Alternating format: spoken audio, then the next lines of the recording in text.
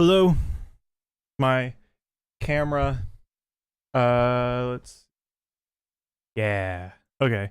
My camera is working. Hello, everyone. How's it going?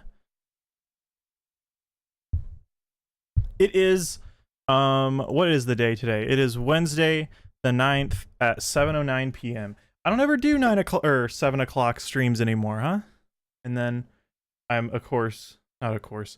Whenever I stream at this time, I'm usually I'm drinking beer or whiskey.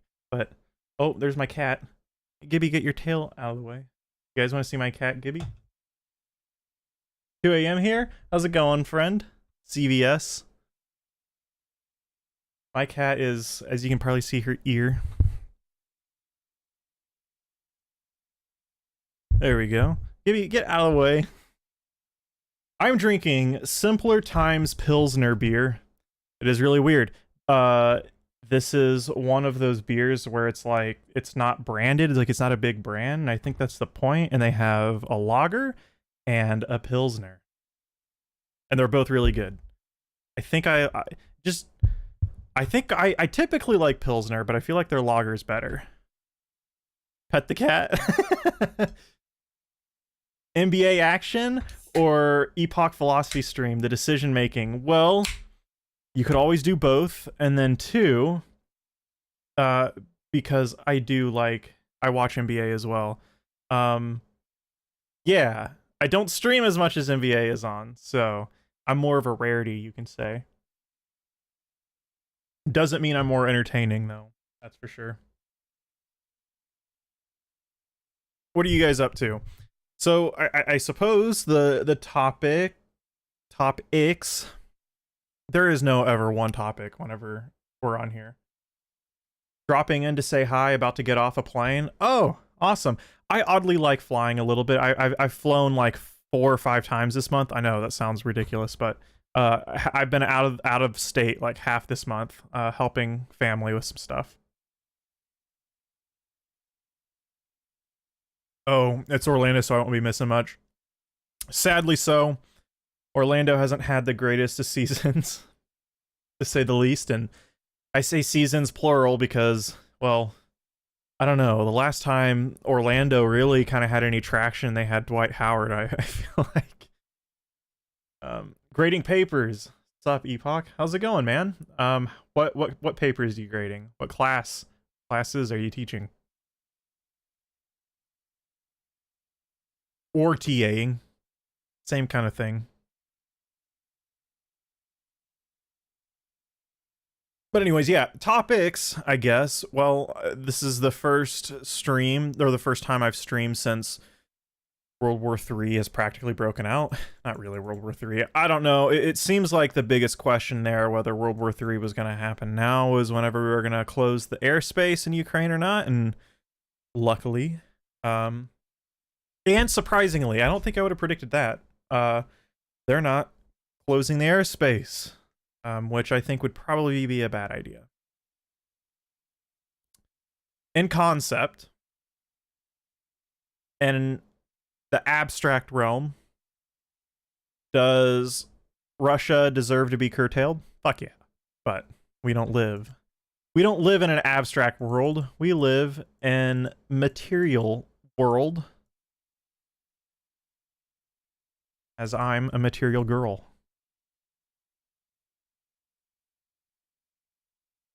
Intro into circuits, that's cool. Are you the dude who likes synthesizers, Cameron?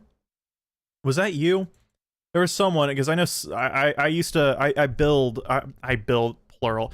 I kind of do here and there. I used to have modular synthesizers. I kind of got out of modular. I like semi-modular stuff. But full-on modular synthesis is fucking ridiculous. But I used to build some DIY modules, like filters. I had an MS-20 styled filter, and I built an oscillator. The oscillator sucked because I couldn't tune it correctly. Yeah, I like that stuff. Electronics is pretty cool. Oh yes, beep and boop. That's right. Listen, and that's always the inevitable thing that we're going to talk about on stream. We're going to talk about audio in the abstract, not just music. We can talk about music. I love music, but I also love sound, right? I talk about this. I am a huge proponent of sound, and people are like, what the fuck are you talking about? I just like sound. I like noise. But people don't really often hear like quality noise reproduction, right? They listen to things like AirPods, which AirPods, actually, mind you, I think have gotten pretty good. Wireless earbuds have gotten pretty good. The sound quality, the technicalities, the performance is quite good, and I think it follows like the Harman target. If you guys are familiar with that, it's a frequency response graph. Yeah, I'm into modular right now. Yeah, dude, modular is a fucking money pit. I'm actually, Cameron, I'm actually getting out of almost all of physical synthesizers. I find when I'm making music, I prefer all digital synthesizers. Like when I'm really in Ableton and I'm making music, I don't touch a lot of my, so I have a Behringer Crave. I don't think I'll ever get rid of that. It is like a Moog Mother 32. But of course, Behringer ripped them off and did a clone for much, much cheaper. And oh my god, it just sounds so good. It is true that analog synthesis, if you have the right D to A converters in your audio interface and a right DAC to transmit that digital signal back into your headphones or your studio monitors, that it sounds a little bit better. It still does. But it's really close. And it's so close now with digital synthesizers that I prefer to use them. So that, yeah. But DIY modular synthesis is much, much cheaper. And that's why I did it. And I don't mind using a solder iron. Hello from France.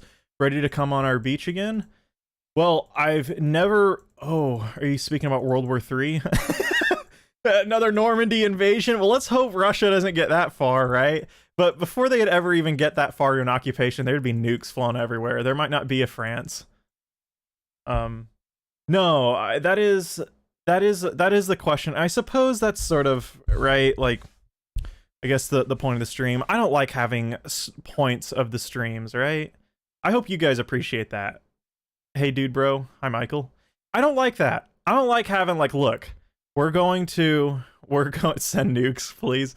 Like, we're gonna have one topic that we talk about, or we're gonna make like for fuck's sakes, it's theory and philosophy, right?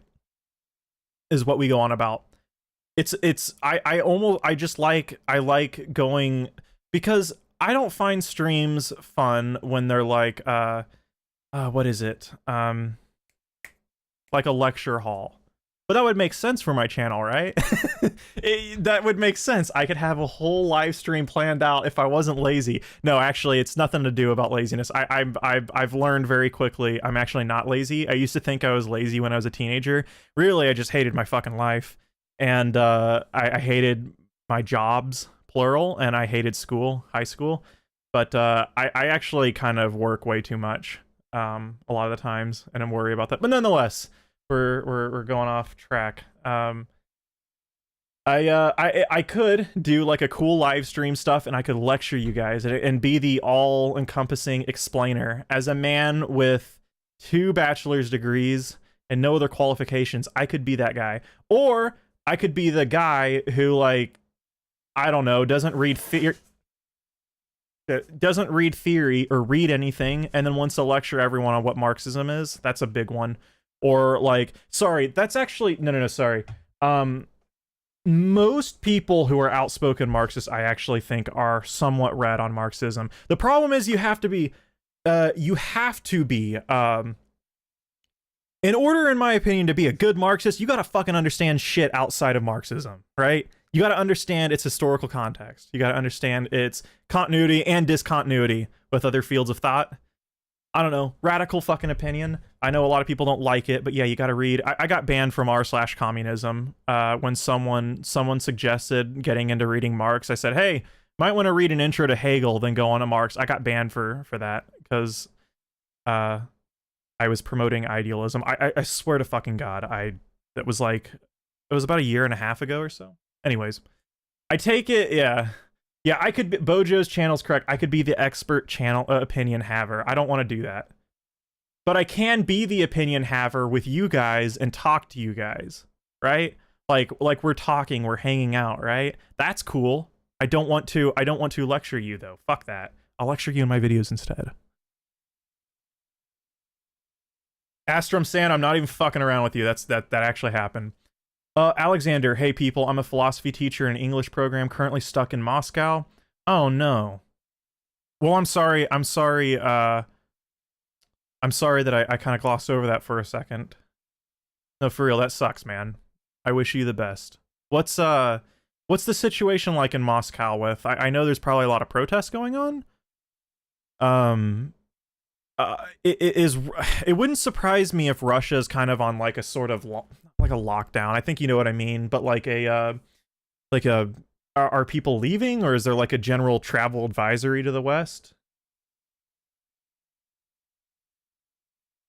Dogmatic Marxists like that are so obnoxious. Yeah, it's like, look, there are obnoxious people in every sect of political ideology, but there's something about really dogmatic Marxists that are just among the worst, right? And it's precisely because, like, look, Marxism as a field is one of the better ones, right?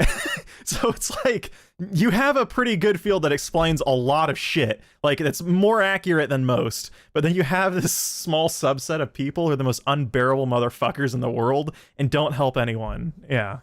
So that's why, I'm always like a little bit, like, I'm always kind of sad about the whole, the whole, like,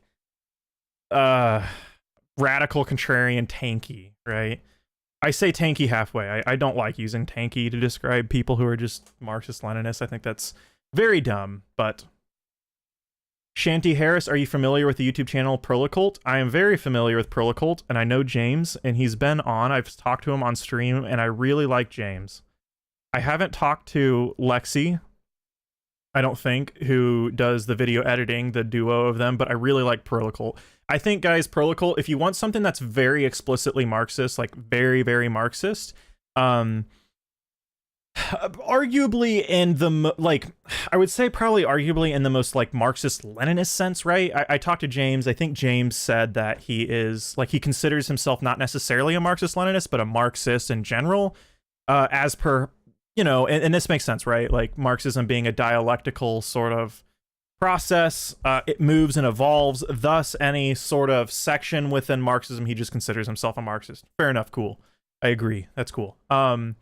I would say for most people, though, if they wanted to understand what Prolocult might be in an introduction, like, sort of thing, they're more kind of like Marxist-Leninist, but it's very good. It's very artistic, too. That's the one thing, Prolocult's videos and their sort of artistic prose is what I really like. It's not dry. It's very real, and they appeal to kind of just they appeal to the sort of affect and emotion that we feel as like human beings. I'm a fan of what they do. I'm not like I think I've read enough, and I have such an influence on other things such as post-structuralism, even Enlightenment liberalism, to, I don't know, beyond a critical theory. Critical theory's Marxist, though. That I don't know if I take my next, I'll say this, I just don't know, right? I'm much more unsure of myself. So, but this next video I'm making that's coming up is very explicitly Marxist, and you guys will understand whenever you see it. But I like the Prolocult thing. I think, yeah, so I like the Prolocult project that they got going on. I think it's cool. I would say there's probably not a lot of great Marxist channels to follow, right? Probably not a lot. I'm sure there's good ones out there for sure. At explaining certain things.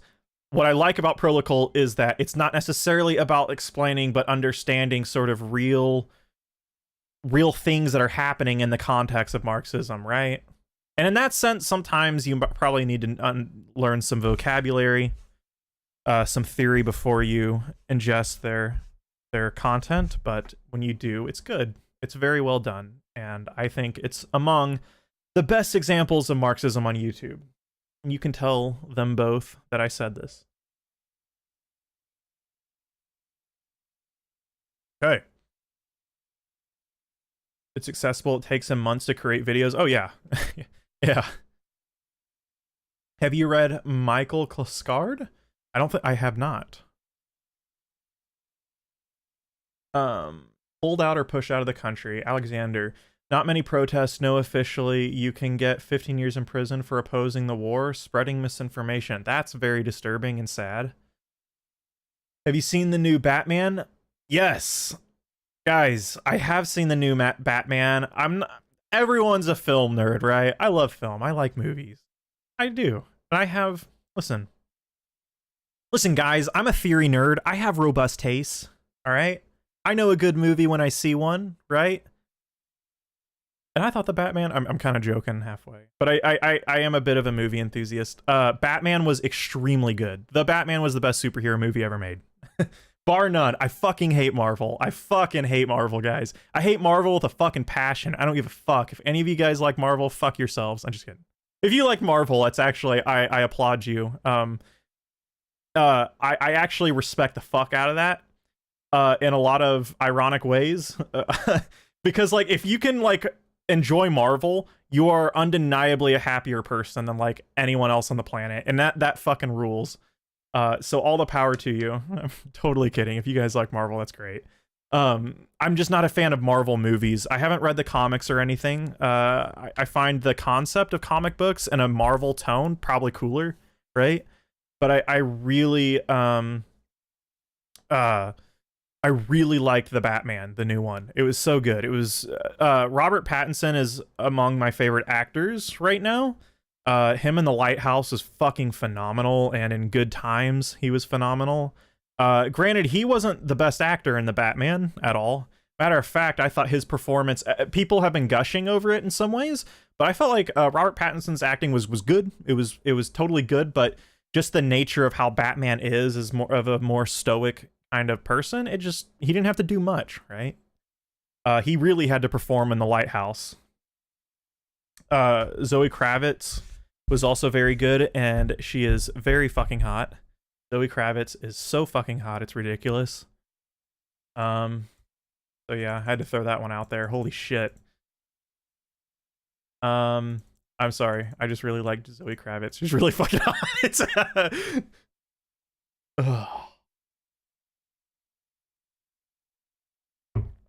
Good Times was amazing. It absolutely was.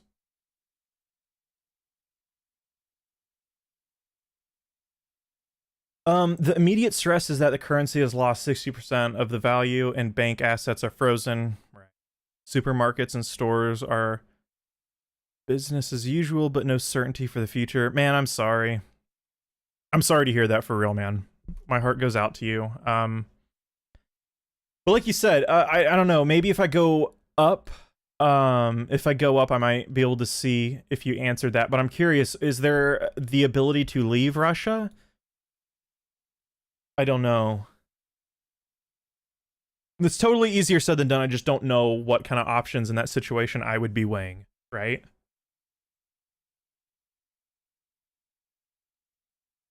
So that would be a hard situation to be in for sure. And that's the shitty thing about what's going on, right? It's simultaneously terrible in every sense that Ukraine is being invaded. The Russian government and Putin are pretty fucking despicable in a lot of ways for what they're doing. Right? NATO's terrible. NATO's horrible for constantly threatening Russia, right? It's a shitty situation all the time. They're all around, but of course the country that isn't as economically strong as the US is certainly going to bear the brunt of all of that. And that's what Russians are facing right now, and that sucks really bad, man. My heart goes out to you and your family. I hope you guys are doing okay. Tickets are super expensive, I bet. I've heard, I was reading an article last night, that people in Moldova, I believe Moldova is the poorest country in Europe. I think that's right. But Moldovians are leaving in droves. I think they're worried that Russia's going to go for Moldova next, and I think that makes sense. I think they would probably go for Moldova before they go for before they go for the Baltic states. That's, while we're on the topic of Russia and sort of in Ukraine and sort of geopolitics as a whole, that is the thing. Yeah. I like it. I feel like the consequence of Russia taking over Ukraine is far less than Russia taking over the Baltic states. The Baltic states, I know the Baltic states are they're much more robust countries and economy, right? Ukraine is relatively poor compared to, I believe, the Baltic states. I believe. If I'm wrong on that, correct me. I feel like my ultimate point is in the larger context of geopolitics. I feel like taking over Ukraine, Russia, anyways, is big right now in the 21st century. That's huge, but it's not necessarily. I feel like, well, not necessarily anything. Rather, I think taking over the Baltic states would be a lot crazier, right?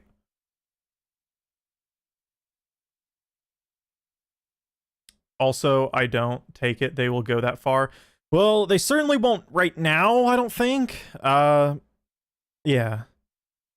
Hearts out to the Russian proletariats being flung under the rug by sanctions. You know, no one should support economic warfare against the international. Yeah, yeah. I don't even know. I think the heart. Caven said hi twice. Hi, Caven. How's it going? Um, the typical viewpoint with sanctions, right, is to take a certain stance on certain.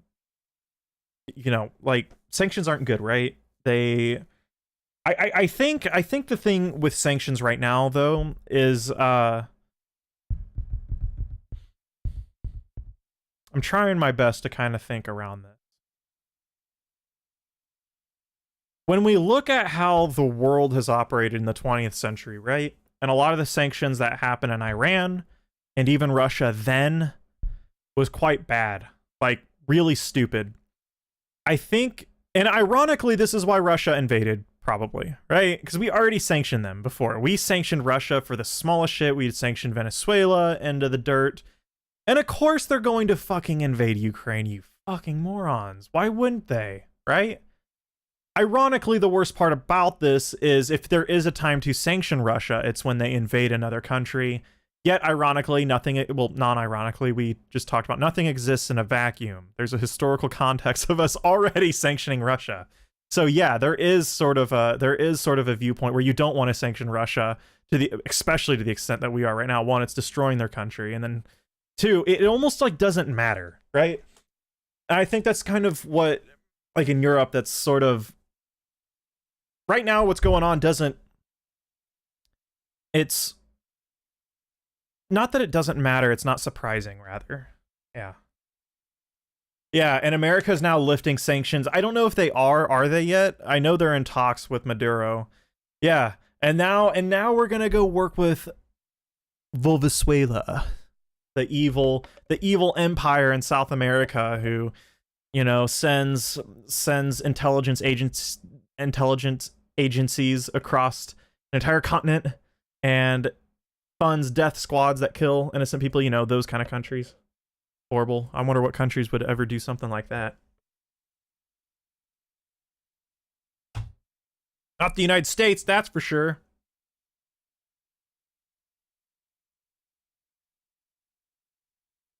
You know, CVS, I didn't think about that, but that is a huge possibility.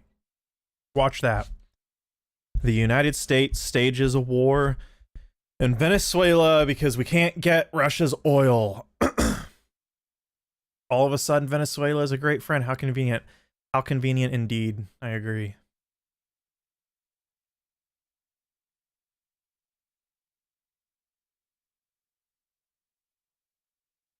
There was even a Bloomberg article about how Venezuela has embraced capitalism as soon as the oil talks were announced. Well, right. I mean, technically, yeah. Like, technically, sure. It's... I think that's kind of the irony in the stupidity of talking about like capitalism and socialism in a very global system. Like, it's so clear the global system is capitalism. Every country is capitalist. There's not a non-capitalist country in the world right now, I don't think.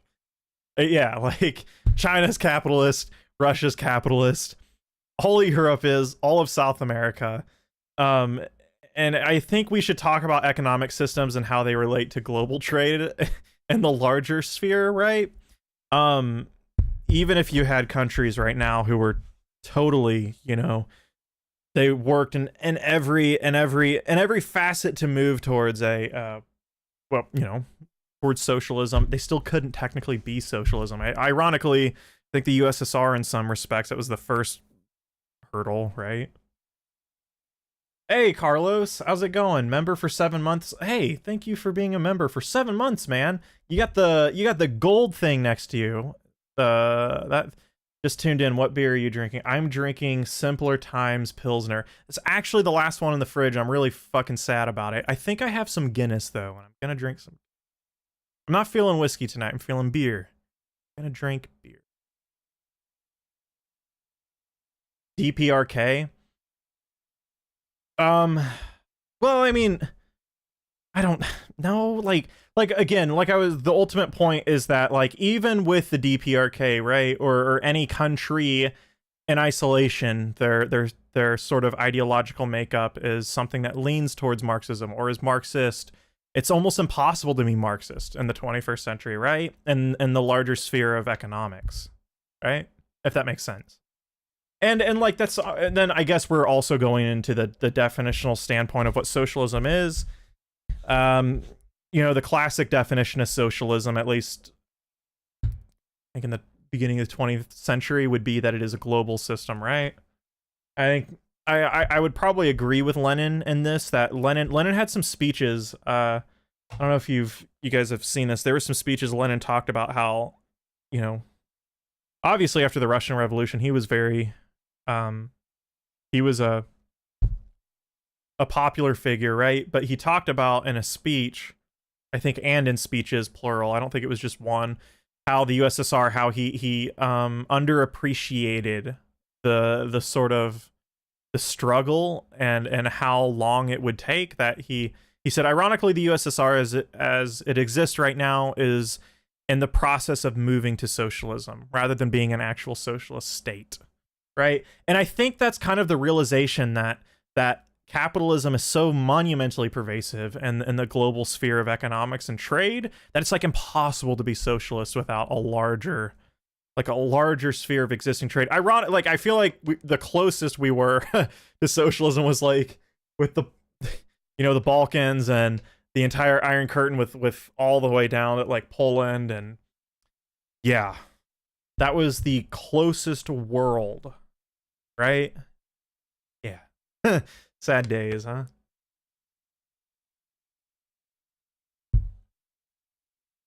Yeah, simpler times, good branding, right? I agree. Their beer is really good. It's at Trader Joe's. I think it's the only place I've ever seen this beer is at Trader Joe's, and it's really good. I think they kind of go on the old ethos of beer, like the old-fashioned types of beer that, okay, so apparently my dad told me this. I didn't know this. Ever since I've been drinking beer, right? Like 18 or something like that. Yeah, in the United States, you can't drink till you're 21. I did get a fake. I did get a fake at 18. And I think, yeah, so all beer that exists now is like branded, right? My dad told me, I was talking to my dad, I didn't know this. So, and also my stepdad. My stepdad has a collection of old beer cans, and he's got a couple that have just beer on it. It's all it says, just beer. It just is a white can with black lettering, and it said beer. That's it. I was like, the fuck is this? Like, there's no brand on this. Like, what kind of fucking awesome based shit is that? I was very confused, and I think he told me, and my mom was like, yeah, back in the day, gas stations would have like just beer, right? And it was just beer. That's it. There was no brand or anything. I didn't know that. So I think they're kind of going into that, and it's cheap. So, and it's good, right? If it's not good beer, I won't drink it. I don't give a fuck. But it's cheap and it's really good. You can absolutely have really good beer for cheap. Hey, well, I think that's kind of accepted, rather. Sorry, that's probably not. I'm not saying anything significant there. Yeah. Simpler times, damn. I know, it's pretty cool. China is feudalist. I don't know if I'd say that.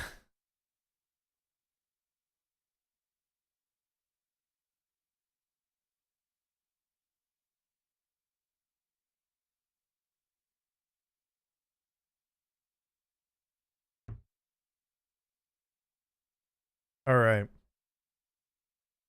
Eternal Blue reminds me of the end of Transcendence from Baudrillard, or even Mark Fisher's quote about the envisioning of a world without capitalism has become almost inconceivable. Right. That has to do, right, with our own sort of subjectivity, right? With our own being, right? We can't envision it.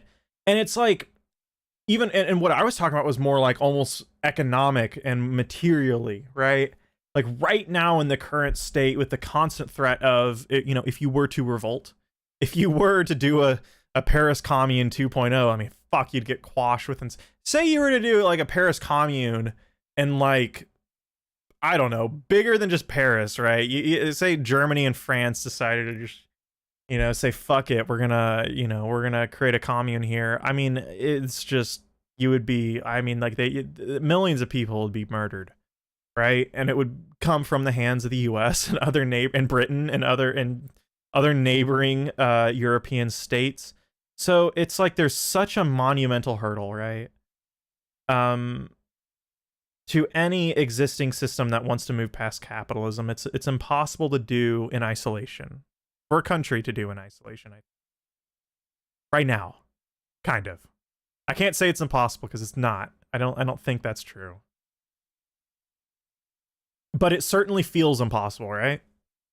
I don't think there will be a time in our lifetime where that.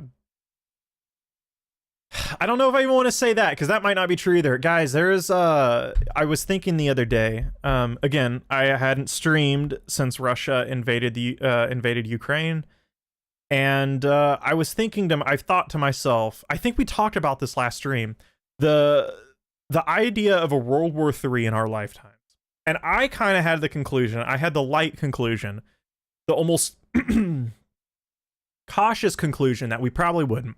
That I would probably be very, very old or close to death before a World War III happened. That might still be true, but Russia invading Ukraine like the way they're doing and like they did, for the first time, someone just absolutely rejected, bar none, virtually the West as they stand, as they have stood in the past 30 years.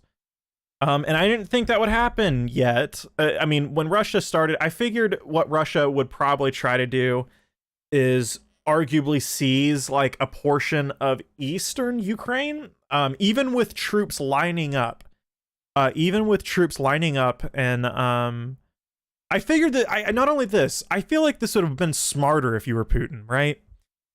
Recognize Donbass, and I believe it's pronounced Luhansk, those regions, I believe that's correct, the eastern part of Ukraine. If he would have recognized those regions and just invaded there and seized the land and kind of did what they did in Crimea, they wouldn't have received any of the sanctions, or near as many of the sanctions, any of the heat, but he said, fuck it. And so what that says to me, or signals to me, is that we're seeing a tide change and how far the West can expand its sphere. Yeah. So, yeah, I don't know, man. I'm not as, that conclusion of we're not going to see a World War III in our lifetimes, I don't know about that anymore. Yeah, Putin, I'm going to do what the gamers call a pro gamers move. Yeah, I mean, like, shit, man. Putin did the whole, like, I mean, he's trying to do he's now, listen, Putin's doing the Genghis Khan civilization, or sorry, the Attila the Hun in Civ. That was Civ 5, Civ 6. I don't know if Genghis Khan is in Civ 6. Anyways, Attila the Hun, he was doing the military ideal of like state expansion, right? He's played a little bit of Civilization in his day.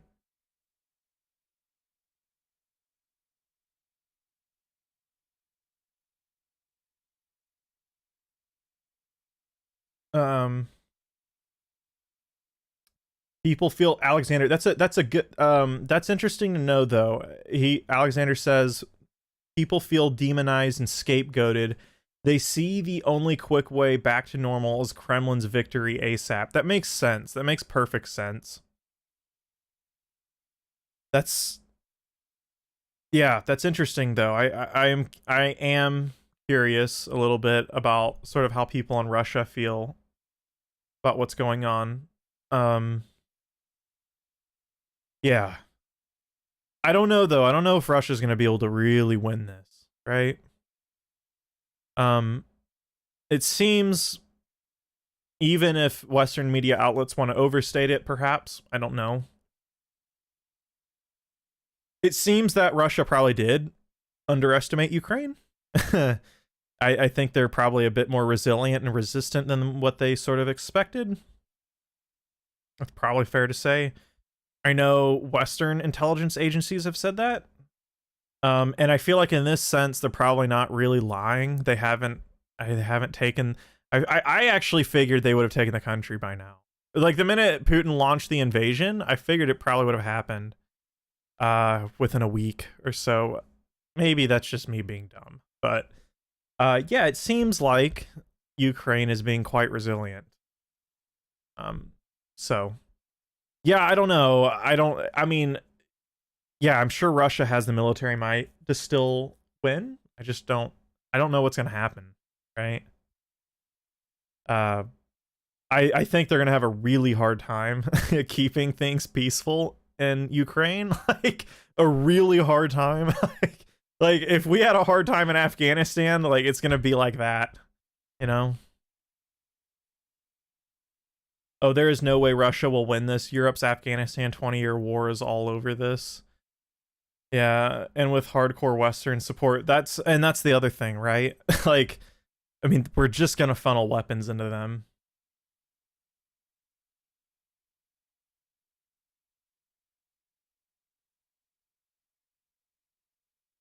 Oh, well, a climate scientist made the correlation that the majority of areas Putin has taken is rich in lithium and other various resources. Good point. I watched a video talking about how Crimea is actually quite poor on water. Water isn't very fresh water isn't very present in Crimea, and they've had to ration water before because Ukraine dammed off they dammed off a large river going into Crimea, and that was like their majority fresh water supply. So they've had to actually import water into Crimea from Russia. So that's one big thing too, right? Natural gas is another. Ukraine is fairly rich in natural gas. That's certainly big. But yeah, I guess if there's areas rich in lithium, that makes even more sense. But there's also another thing too, right?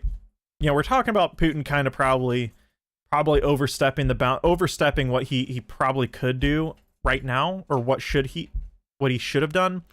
Again, in my dumb fuck brain, right? I'm just an idiot. I'm no expert on this, but my dumb fuck brain, it would have made more sense for Putin to sort of just do a new occupation of eastern Ukraine like he did in Crimea and annex it. That, in my mind, would have made the most sense. What he does from there, I don't know, right? I feel like that he wouldn't have received as many sanctions, or stuff like that, right? It's smaller in scope, and that area's kind of been like a weird war zone for a while. So I don't know. I don't know what the West reaction would be. It certainly wouldn't be as strong as it is now. But while we're talking about this, there's also something that I haven't really heard enough people ponder, I think, or outwardly ponder or talk about. And I think there could be another sort of tactic that's going on right now in Russia. And I think because, like, Putin, he knew he was going to get sanctioned, and he knew he was going to get sanctioned hard. Maybe not as hard as he thought. Maybe, I don't know. But he knew he was going to get sanctioned really hard. So I think what we might be seeing is a sort of tilting towards, and he may have done this now, right? Putin's old, and he may have done this now because China is in a position to facilitate a lot of the trade that they're going to lose, and they will. I did see that in Singapore, China's central bank, their division isn't going to work with Russian natural gas. But in that, when that first came out, that shocked me. I was like, holy fuck, that's actually a big deal. But I don't think the rest of China, I think that's like the only area of Chinese economic grasp, but that's actually kind of doing anything or like backing out. So yeah, I don't know. I think we could be seeing a sort of tilting away from Russia, ironically by choice, away from Western trade into more in Putin's mind, more reliable trade sources with things like China. So the economic sphere is starting to tilt, right?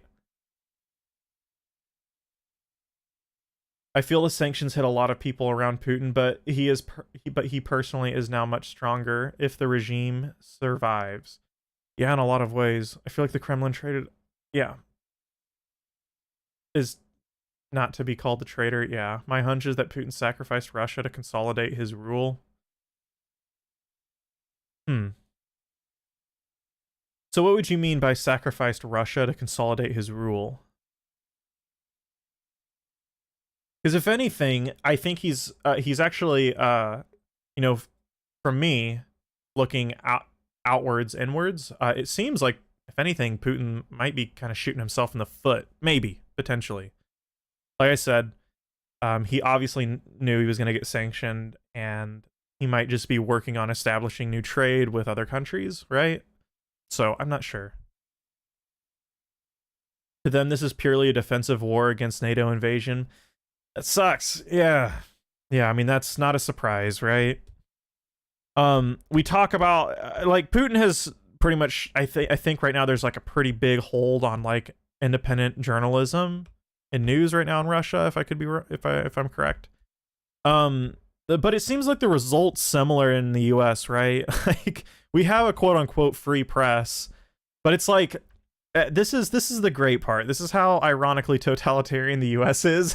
Is that, like, look, we don't have to restrict journalists from you know, taking an anti-American stance. It's that the established journalists as they exist now, or like media companies, will just always rule in favor, right, of the US. You don't have to be the quote unquote immediate authoritarian. The resultant consequence is the same thing though.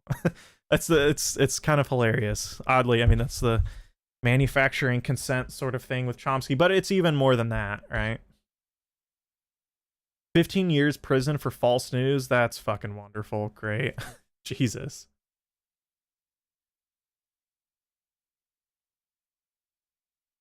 Yeah.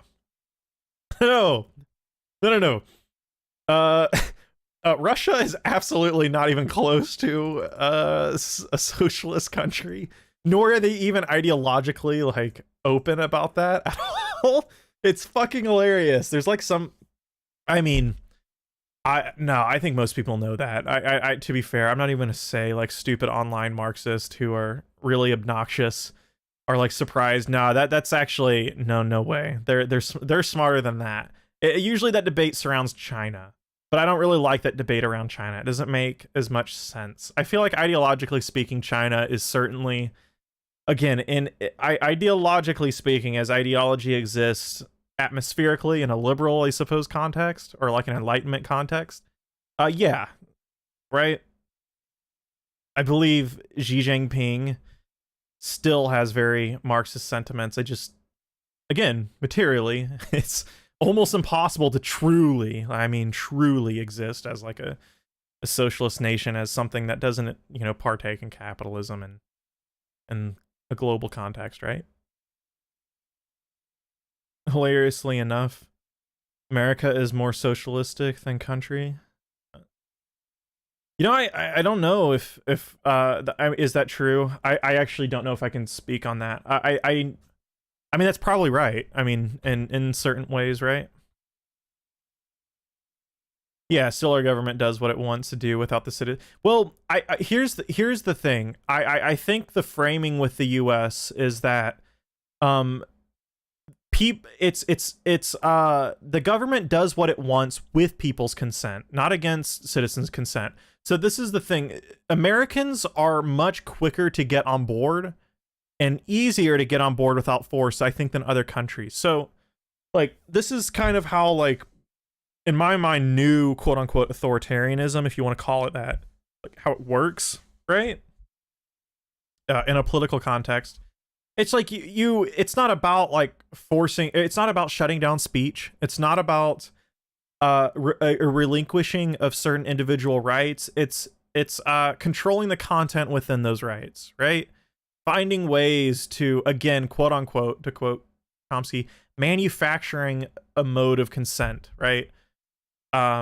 Getting people in line for the, it's the typical, like the quote from Spinoza, and I'm thinking about, I can't quite remember the exact wording, but like, why do people fight to the death for their own oppression, right? Something along those lines. I can't remember. Sorry, I'm fucking stupid. I can't remember the words, but yeah, something along those lines. It means the same thing. Like, why? Like, it's insane. Like, it's like people quite literally support their own demise, and that is the epitome for the U.S. There's actually, I think there's been some political psychology studies that have been done in like South American countries, under like really harsh, like Chile, like in a lot of other countries, really harsh autocracies, and everyone knew they were living in a harsh autocracy. They knew it. Like it wasn't like, no, we're free here, like, or like we're working together as a whole cohesive unit for the nation state. Fuck no, they were skeptical about the entire project. It's different. The US and how it traditionally exists is the opposite of that. That's changing though, right? Since like 2016, that's really changing. So we're starting to go away from that. So, hey Epoch, are you aware of the NATO bombing of Serbia during the 90s? I mean, yeah, like the sort of Bosnian Serbian war, the Yugoslavic breakup. Yeah, I mean, I'm familiar with it. I guess I'm probably not the historical expert on that time period, but yeah, for sure. Yeah, like most of us absolutely love our chains. Right. It's comforting, right?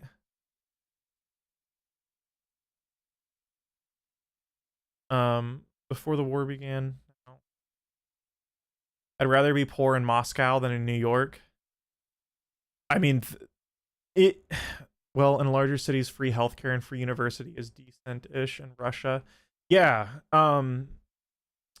that's where my Alexander, that's where I was kind of like wondering. I was like, are like, I don't know. I feel like America is more, they seem even still more austere than Russia. But we are like we are the epitome of austerity, right? Like that is all America is just mass austerity in every way. I don't understand why DC can't make good live action movies like they do their cartoons. Not on topic, but I like your name. Eternal Blue is my favorite song from Lunar Story.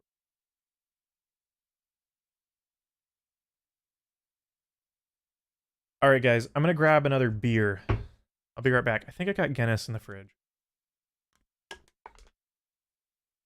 Talking about this stuff calls for more beer.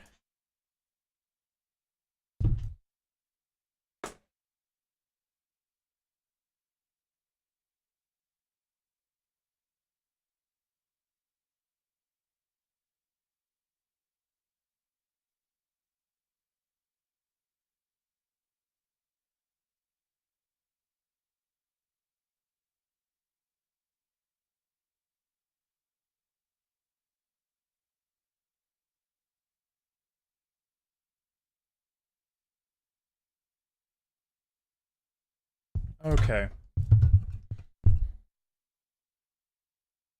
All right. Elvis has left the building. The fuck do I look like? I'm not that cool. The Batman was fucking great. We were talking about the Batman earlier. I really like the new Batman movie a lot. I thought it was the best actual superhero movie I've ever seen. I don't like superhero movies. I really don't like superhero movies. I find a lot of them suck.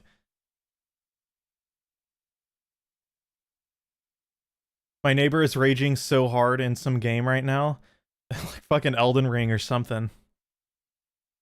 I've had an easier time with Elden Ring, guys, than I have any of the other Soulsborne games. Just because Elden Ring is so large, and again, it's an open world, you can just kind of leave when you're getting too flustered. Oh, Chips, what happened with the Zizek video? Yes, so YouTube didn't allow it to even upload. So not only, I couldn't publish it, right? I couldn't even have it on YouTube. So even if I made it, I unlisted it and I could share it on like Patreon or whatever, I can't. I could try to find a way to maybe download the video. Granted, we didn't get to really watch most of the Zizek live stream thing because it got shut down twice. Yeah.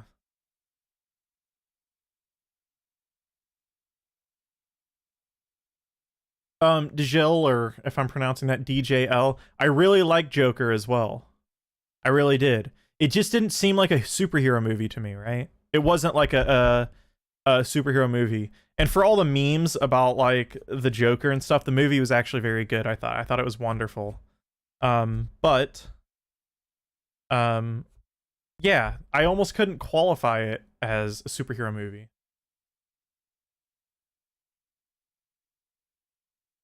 Yeah, I had a live stream, Michael, last time. Well,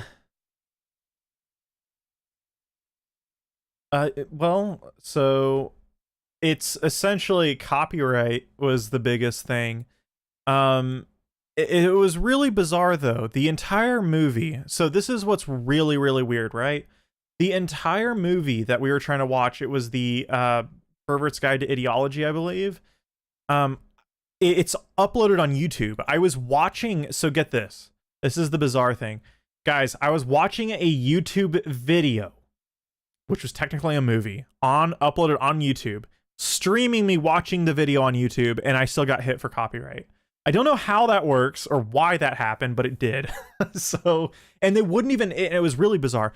I couldn't even like keep it on YouTube. Like it's like, I can't even share it to anyone. It's really weird. So like most of the time, if there's a copyright issue, I think some cases they just won't allow you to publish it to the public, but you can still technically keep it on YouTube. No one can see it. I can't even do that.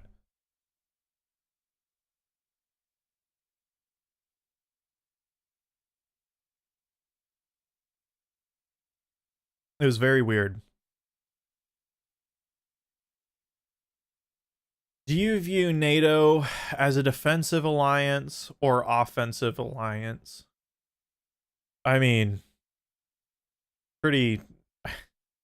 I mean, consequently, NATO is very offensive, right? In a lot of ways. Right? I think you were even asking about like the NATO bombing of like Serbia and the Balkans. I mean, yeah, I mean that's one example, right? NATO, their involvement there. It certainly seems that like that's the problem, and with continual expansion, it's a large interference for other state endeavors, right? I mean, sure, it also exists as a defensive institution, right? But that's not all it's there for, right? It's there for other things too. Like making sure no one else does anything unless the West's okay with it.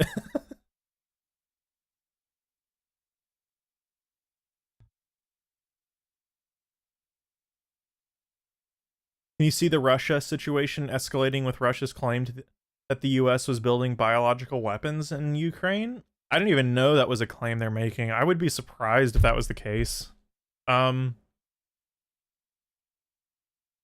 Putin might just be saying that to justify his invasion. I doubt that's the case. I mean, it could be. I don't know. Yeah, I mean, I think that, so again, I don't necessarily know if anything is going to escalate from Ukraine. From Ukraine, but what Ukraine shows us right now is that the West isn't looked at like they have traditionally been looked at. There's like a realization that I think in some respects the world order is tilting a little bit. And that there's also, here's the thing, like, liberalism is how, as we've experienced it through the 20th century, is falling apart. It's failing. Russia knows that. I'm also 150% sure that Russia has a severe interest, or a major interest, in seeing sort of newer populist movements pop up within the West, which have been popping up.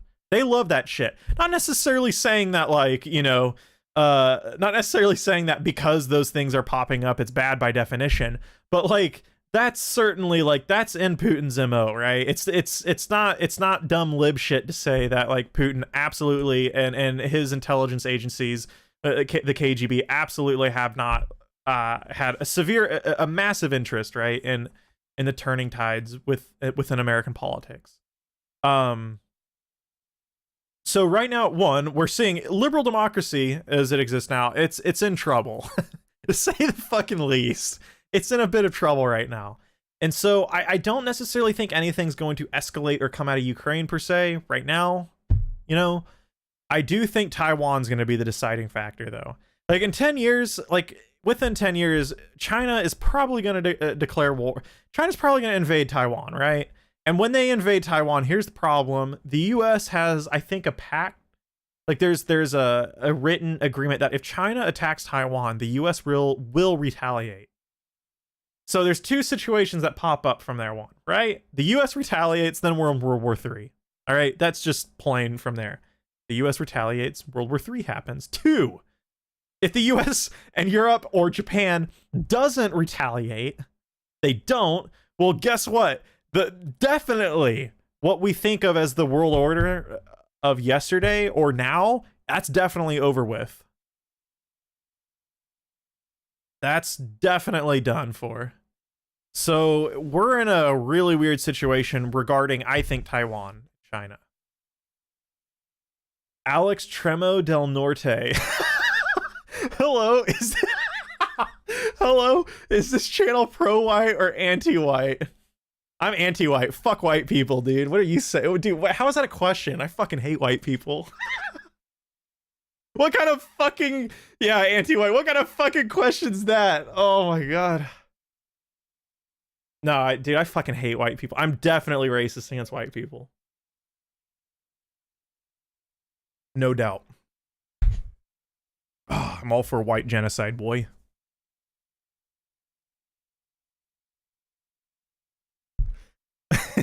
Based. Banned from Twitch. Listen, I'm the pastiest motherfucker. My face is red just from getting out of the shower and drinking beer. Like, guys, I have... Okay, so... My skin is, like, translucent. Like, it's really fucked up. My mom has very pale skin. My mom has skin cancer because of it. Like, I'm pretty sure, I think my mom got skin cancer at one point. It's because I have the same skin as her. We burn so fucking fast. Guys, I'm in the sun for 5 minutes. I got a fucking sunburn. Right? There's white people, and then there's, like, really fucking white people who are, like genetically, like, they don't have a fucking, like, they don't live out, like, south of, like, their genealogy doesn't exist, like, south of fucking, like, Scotland. And that's pretty much, like, my skin tone. It's bad. I'm the pastiest person on earth. Bro, my school is filled with racists. Do you go to, like, a university? Like, you're like a private liberal arts school? I went to a private liberal arts school for a semester, and there was a fuck ton of racist people there. It was all fucking rich kids. Like, rich fucking... Oh, it was the worst fucking place on earth. It was fucking terrible. Fuck William Jewell. That's up college. You guys are curious. William Jewell is this tiny fucking school in Liberty, Missouri, and it's fucking... it's fucking terrible. The people who went there are the fucking worst.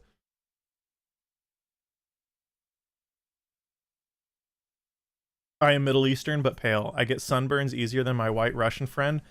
Yeah, isn't that kind of bizarre though? I mean, I totally believe you. I mean, that's the weird part. What are you doing? Where'd you go? Um.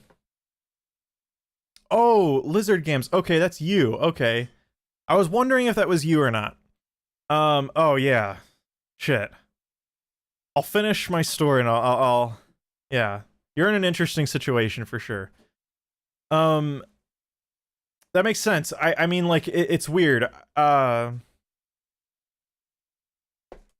It's weird how that works, right? There's also, it's really weird. So my step, it's bizarre. Like my stepfather, he's Irish.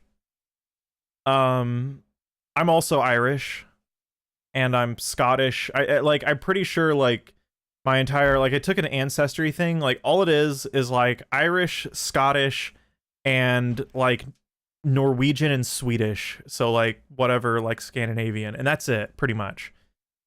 But he's got like dark hair. There's like people like Irish. I don't know. It's really weird. Like, it's not. There's nothing like cut in stone. Especially, I feel like the Middle East too. I think isn't there like certain populations in like Afghanistan or like Central Asia that they're very fair skinned but they have very dark hair. It's interesting. So why do you hate your own race? I hate my own race because we're all fucking dumbasses. We need to be exterminated. Clearly, man. Come on. Get with it.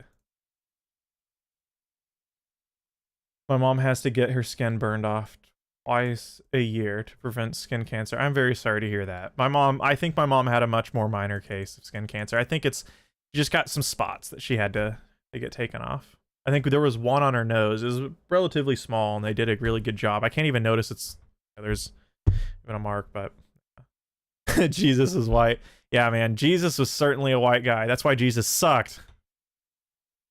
Yeah, this dude's totally a troll. Alex, I respect it. Not really. It's actually, well, no, I kind of do respect a little bit. But it's so clear you're trolling, man. So yeah, Jessica, you said trade school welding. Yeah, to be completely honest with you, I remember when you told me that you were going to trade school for welding, and I wondered if, guys, Lizard Gams is a friend of mine that I played some games with her. I wondered if we'd play Hunt Showdown. If you guys haven't played Hunt Showdown, it's great. I haven't played it in a little while, but I do get the urge to play. And I think, Jessica, you still play. But Jessica, you being a trans woman, I definitely like I told you, I think I remember talking to you about this. Like, I've worked in like labor quite a bit. My dad was a contractor. He did a bunch of work. He mainly painted and did drywall repair and work. And a lot of the people that you were surrounded with, right, with like maintenance and commercial settings, right, or anything like that, it's rough. I mean, you deal with some baller or like insane fucking racists. To be fair, and it's usually it's just a really harsh stupidity is ultimately. And I just was curious whether in learning a trade in welding, that's a field to get. That's an interesting field to go into. But also, at the same time, I think that you're going to make a better influence on people than what you think. So I think you would be very surprised. There's probably going to be a number of people that you make a difference with that it's going to question how they treat and how they look at the concept of transitioning, right? So, and I think in that sense, you're doing a lot of good doing that. So I say be strong and do what you want to do and say fuck them. Know that you're going to make a positive difference. But at the same time, that's very tough, right? I can't say. That's very hard. But I remember when you told me that, I remember thinking, but it's not my place. It's not my, I remember thinking that. I was like, ooh, that's a tough field to get into as a trans woman. But it's also pretty badass, so good for you.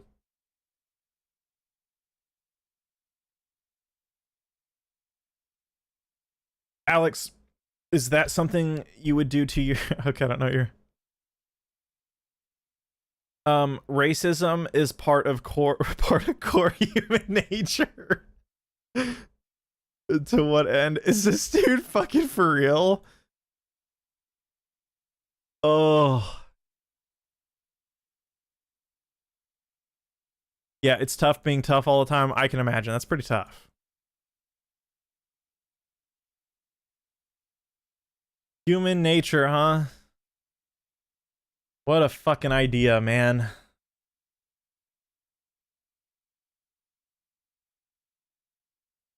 I would love some scientists to come around and prove me some human nature.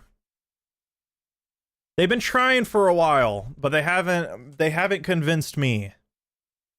They haven't really convinced me of anything with human nature. I don't know. It's almost, Alex, it's almost as if human nature might not actually be a thing. I don't know. I know that's kind of hard to stomach. Not really. I don't know. I think that makes some, I think that makes fucking sense to me. That human nature and how we view humans is pretty relational, societal, social, historical. I don't know. It's just fucking stupid as fuck. Like, the concept of human nature is ridiculous to me. Oh.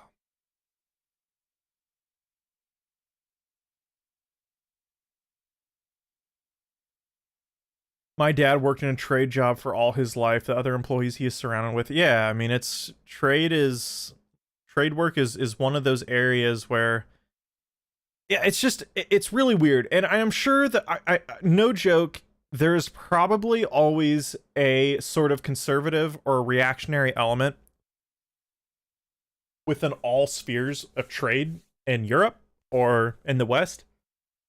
But there has to be something innately American here that we're dealing with. Like, listen, there's motherfuckers in the United States, they're unionized and they're staunch Republicans. Like, how the fuck, what goes to your fucking head? Like, Democrats suck enough, right?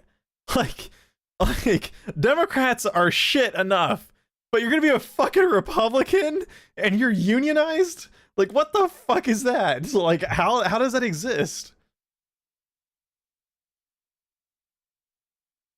Good lord. But that's all over the US. They love their union, but more than they love their union, they love their anti-union politicians more.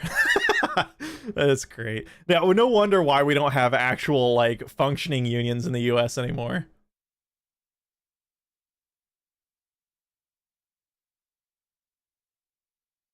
Speaking on the trans welder thing, I have so many classmates with transgender family. I have no clue how to approach them, nor basically. Yeah, I mean, no surprise, right?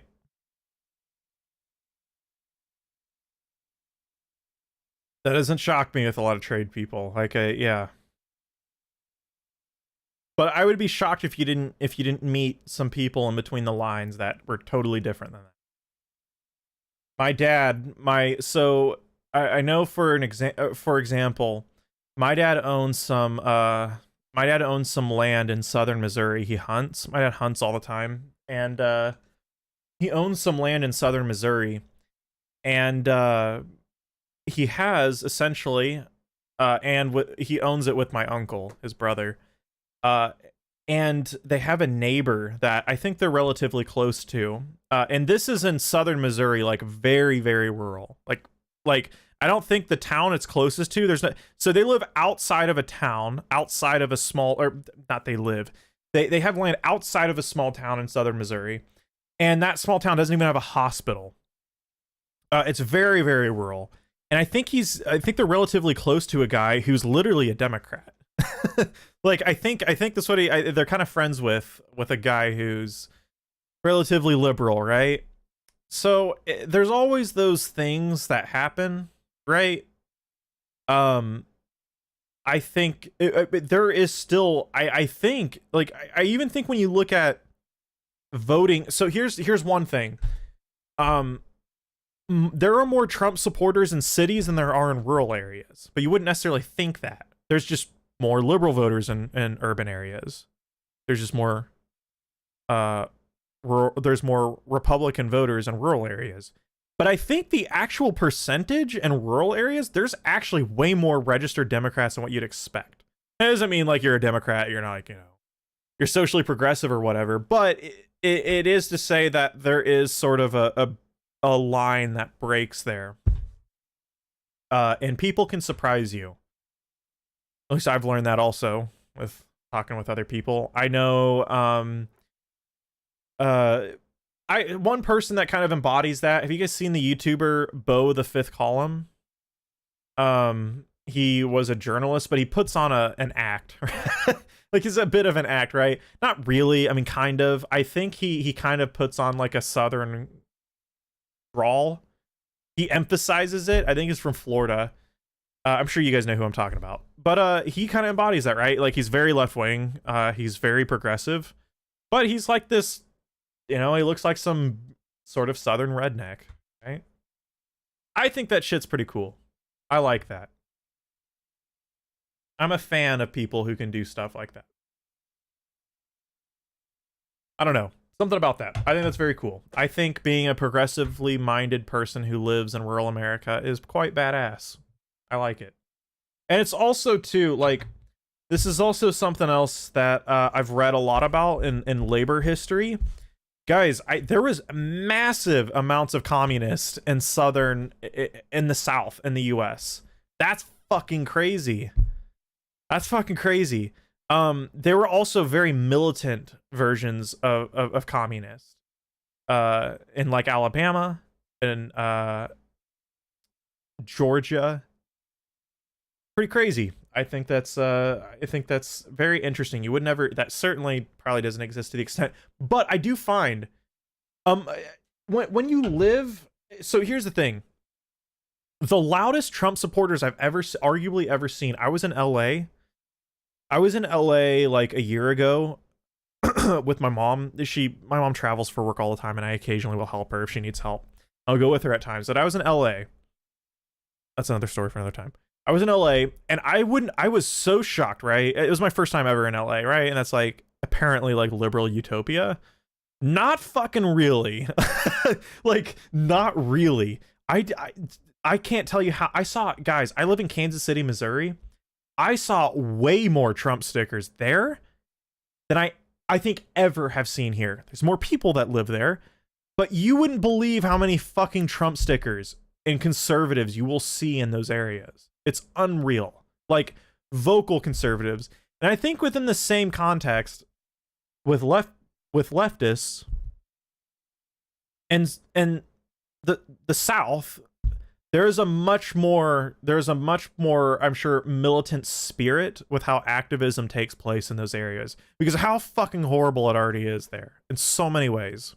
So it makes sense, people surprise you, places will surprise you. There is no such thing as like constants, you know what I mean? Like, and as we view it in the long term.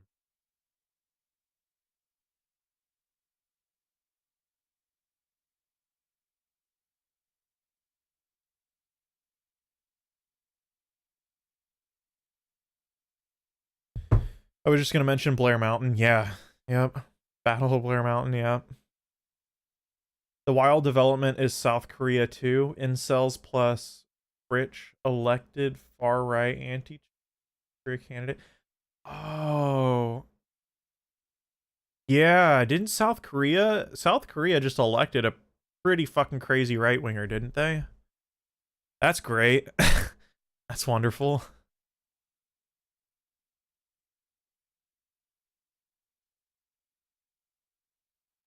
The birth rate for the US is declining, though. Things are not conducive for making a family, so most people are abstaining. Yep, me and my brother were talking about that today. We were talking about how kind of absurd it is that a lot of states and a lot of governments are kind of flipping out. They're freaking out about declining birth rates, But the only thing they're doing is like just asking people to fuck more. That's it. That, like, for example, I think Denmark spent like a good couple million or so. That's not like a lot of money in government money. They spent millions on advertisements and like getting the word out, like trying to get people to have families. Motherfucker, if you would have just like housed people, right? And Denmark is like one of the probably better places to live regarding sort of social safety net. But if you would have probably added to the safety net, you probably would have helped a little bit. It might not have been the same as in some place like Denmark versus the US, but like we're going to run into the same problem too, right? The US birth rate is, you know, we will run into a population problem. But holy fuck, before helping people, we will do everything we can to just, hey guys, like, public announcement here, please have kids, please. We're just asking. It would help us a lot. Yeah, it's shit like that. We need universal basic girlfriends.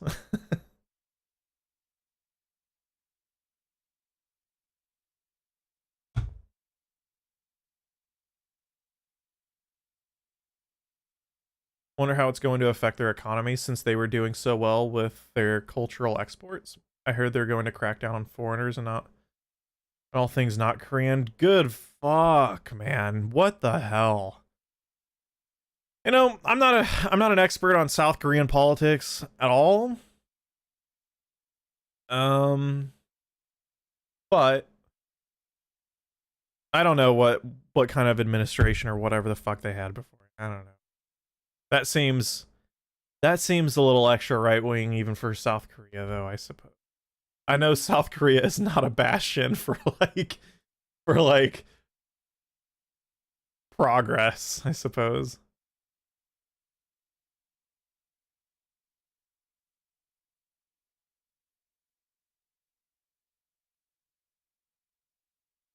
Rest in peace, K-pop.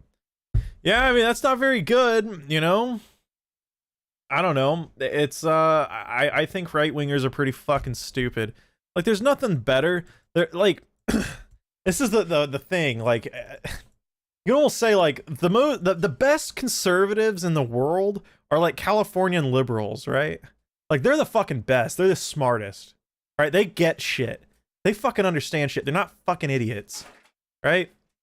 Like, they're all morbidly capitalist, right? They don't want to do anything to help poor people. They don't want to house people.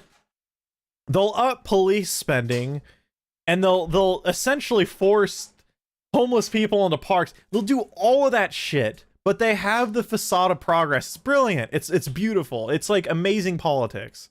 Like, if you're a piece of shit, it's amazing politics. Like, Gavin, like fucking whoever the fucking governor of California, absolute fucking god tier politician. Like, fucking god tier. Like, he's playing the system so hard. Like, it's almost, I almost respect it. I don't really, like, fuck that guy. But it's like, that's the sort of thing. Like, the smartest conservatism is like, what's her name in Arizona? I don't even think her. She's still too stupid. Kristen, what's that the Arizona senator who's a fucking idiot? Or who's a fucking bitch. Fuck, what's her name? Someone help me out, please. You guys know what I'm talking about. She's terrible. She's like a female version of the West Virginian dude. I can't remember names. I can't. Anyways, even she's a little Kristen Cinema. She's a little bit even too right wing to be effective. But who am I thinking about? Someone around Elizabeth Warren, right? Someone probably a bit more right wing than Elizabeth Warren. You got that shit down, dude. Like, that's how you do fucking politics if you want to cash in, or you just want to expand American commercial interests. That's what you do. You be like Hillary Clinton or Joe Biden. That's the way to do it. That's the smartest conservatism. The whole culture war shit is dumb as fuck. It's not going to get you anywhere. People get tired of that they kind of do. They'll get tired of that eventually. And that's why right-wingers always have new shit to constantly get angry about. when you're a kind of liberal conservative, like liberal conservative, when you are the sort of right-wing liberal, right, that kind of exists within American politics, like, you don't have to make up culture war shit.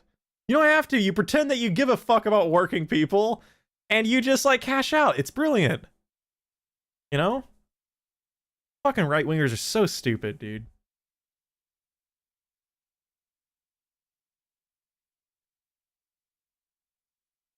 Just wait until our endocrine system shit the bed. One child per family will be a pipe dream. Yeah, I mean, yeah. I don't know. I kind of, you know, I guess this is personal shit, I suppose, but, like, you know, it's always a question of, you know, I'm sure everyone questions if I want children or not. I do want kids, right? I don't think I'm gonna have children until I'm like 35 years old. I'm like, how old am I? I'm God, how old am I? Hey Charlotte, how old am I? I literally can't even. Oh wait, I'm 20. Am I 24? Okay, I'm 24. I don't want to have fucking kids until I'm like 35.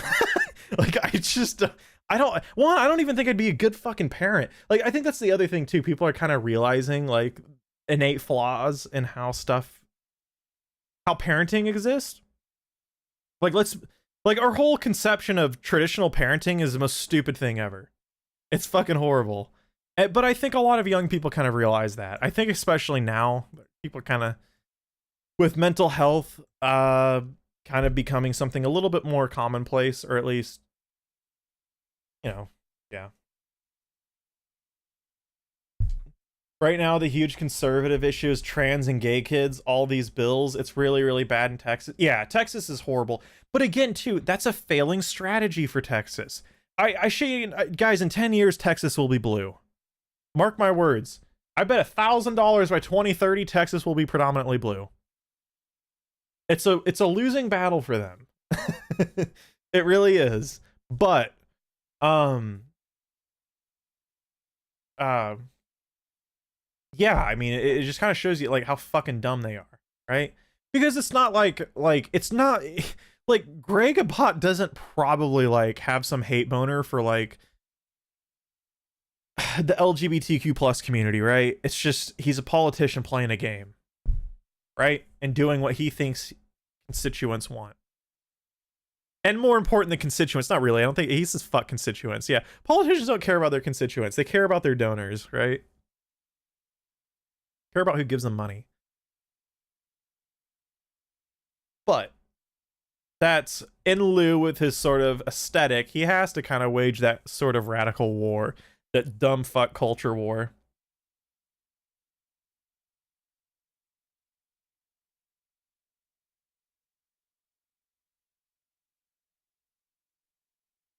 I'm 40.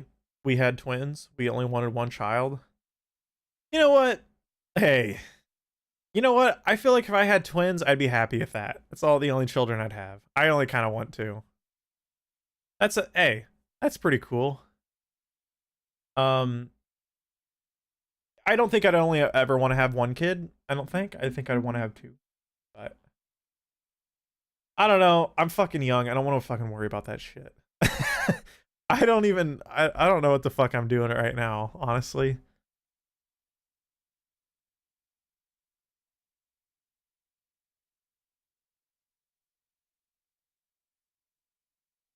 My big fear is that Ukraine is going to be reduced to rubble. Yeah, I mean, sure. Let's be honest, Russia has the bigger military. Yeah, I've also been reading, and this kind of explains also why Russia hasn't completely taken over Ukraine right now, is that they're holding back. Russia's military setup and their training and how they work, and I think the US is in the same light, right? And it's kind of, the strategy is called shock and awe. So sort of modern warfare is to, like, bomb shit to hell, obliterate the area, then move infantry in. And Russia hasn't been doing that because they don't want a lot of civilian casualties. And that's good, I suppose. Russia invading Ukraine certainly isn't good. That's fucked up. But I I know that's one of their tactics. They don't want to kill innocent civilians. It's not good for them. It's not good for the people there. They clearly, if that's the case, they probably want to integrate Ukraine into Russia. And that's also predominantly why they're arguably losing, kind of. I don't know. That's a question in my mind, whether who's winning or not. I don't fucking know. I've Google searched that like 3 times. Will Russia lose? I don't know. Like, my peanut ass brain, I've been kind of like curious about, like, I don't even know the outcome of this. But yeah, that makes perfect sense. Their military strategy is pulled back. It's hampered by the idea that they don't want to kill innocent people.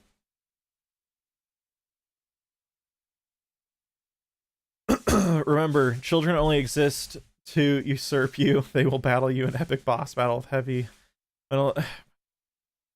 Yeah, and then eventually through time in the 21st century we have people talk about how what you're talking about, Jessica, is like, it's culture war stuff. All the young people doing all the bad things.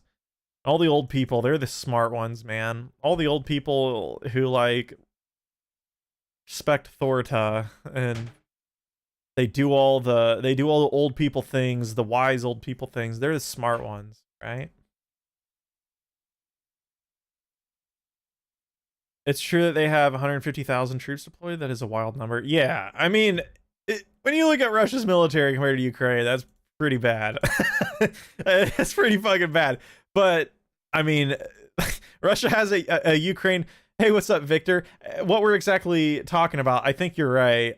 It's definitely going to be like an insurgency in Ukraine for this foreseeable future. Yeah, good fucking luck keeping Ukrainians like in the ground and like not revolting constantly. That's the biggest fucking hurdle, right? It's not necessarily probably conquering, quote unquote, Ukraine. It's making sure the population doesn't fucking hate you to the point they're shooting at you with guns, right?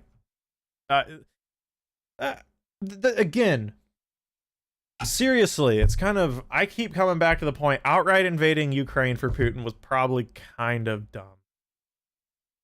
I can't say that for sure. I'm not a fucking genie. I don't know. I feel like, again, I've said it like a couple times this stream. If he would have annexed eastern Ukraine like he did Crimea, the consequence probably wouldn't be as severe. Maybe like, I don't know. That's where my hunch is regarding.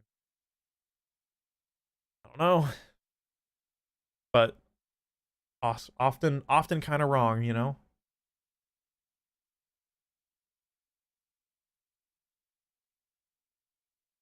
They seem to be increasingly friendly to using shock and awe tactics. Well, I think actually, like, what I read is that they're actually not using shock and awe tactics. Like, quite literally, like, they're holding back on the amount of artillery shelling that they are capable of, and that's why it's hard for their military to respond. And from there, they may have over-expected what would have happened. Friendly, not the right word there. Sorry. No, you're fine. I figured that was a... I know what I was talking about. I don't know if you were here on stream, but yeah, I read something talking about how Russia's military strategy, same I think with the US, is that to artillery, shell, bomb areas, then move infantry in, and they haven't really done that because they don't want to kill civilians. They clearly probably want to integrate Ukraine into their country, and that would be a lot harder to do when you're just bombing the country into complete ruins, you know.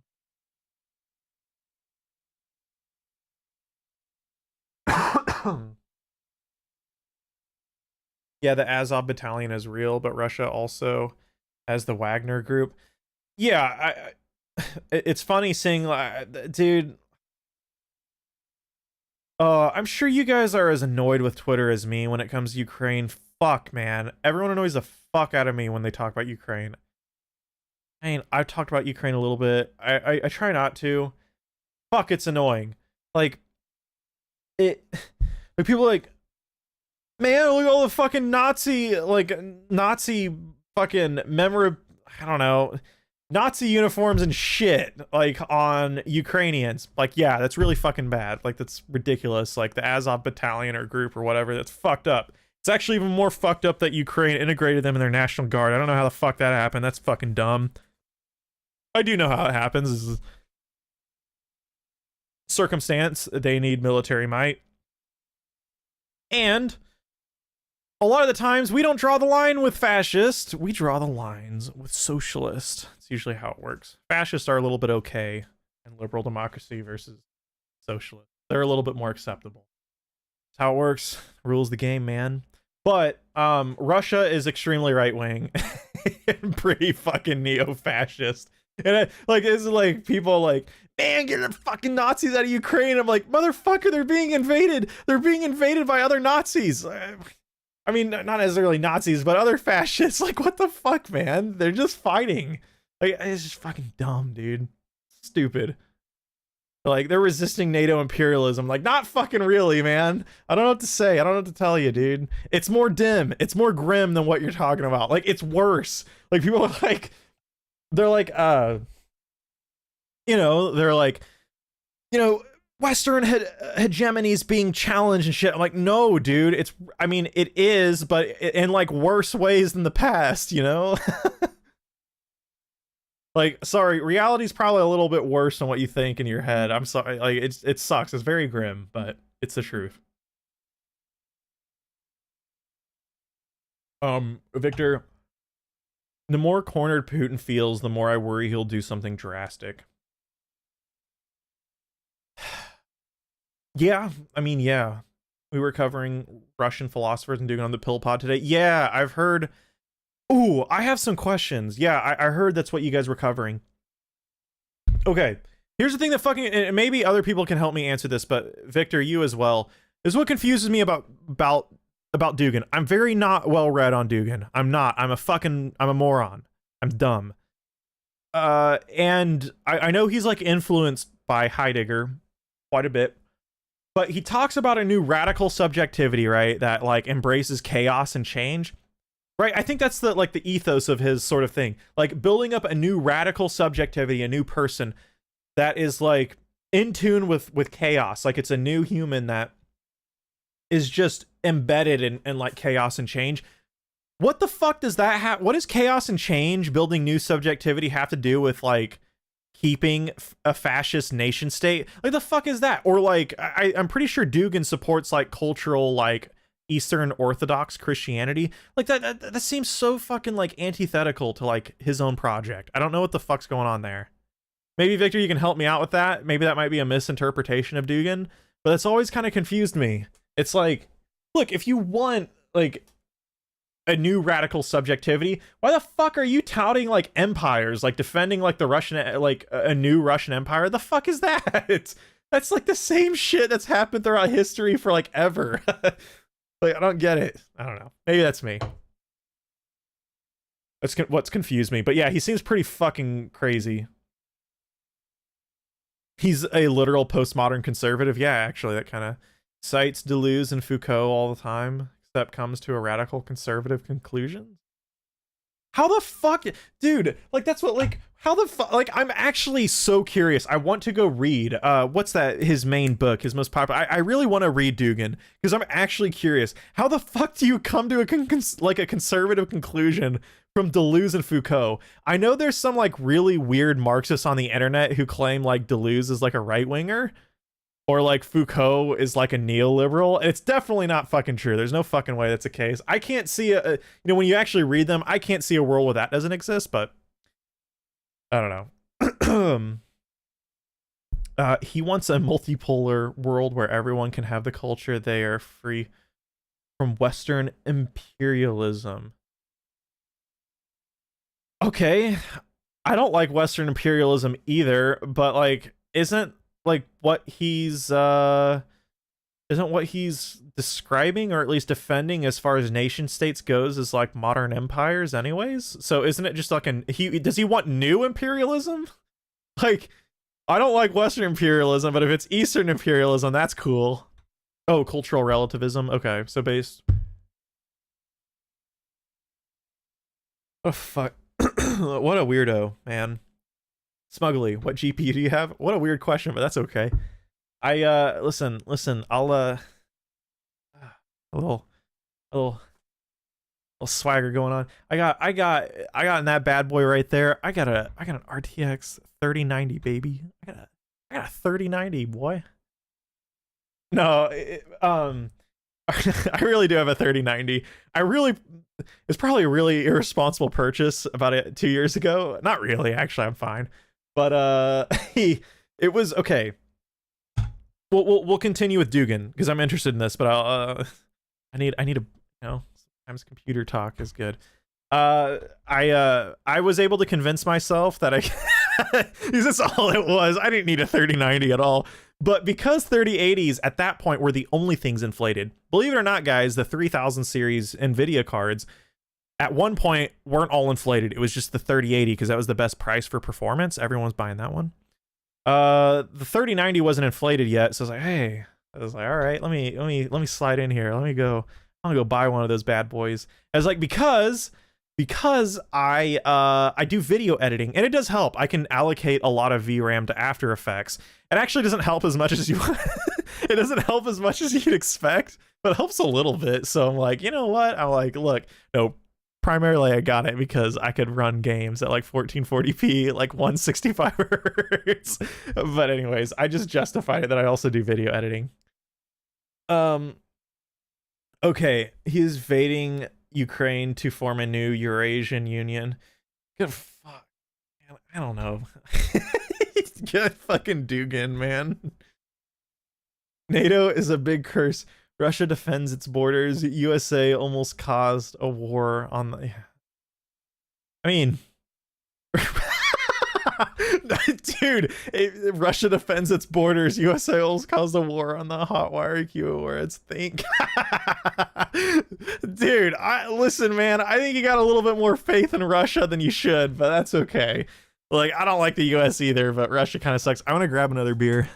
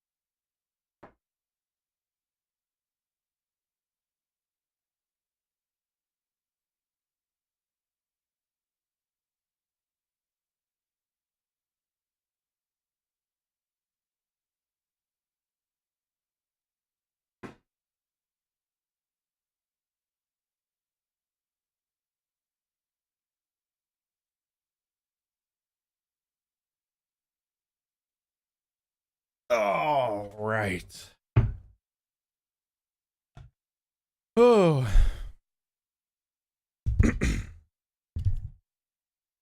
Oh, what the fuck's going on with my headphone? Oh. Cool. Oh yeah, I always talk about headphones and shit. You guys want some cool headphones, man? Hi-Fi Anandas, these are? I love them. So good. They sound so fucking good. The Hi-Fi Men Sandaras are also really good. Get rid of your USB gaming headphones, man. Go get you guys some nice, like, good hi-fi headphones. I'm a proponent of like non-USB headphones.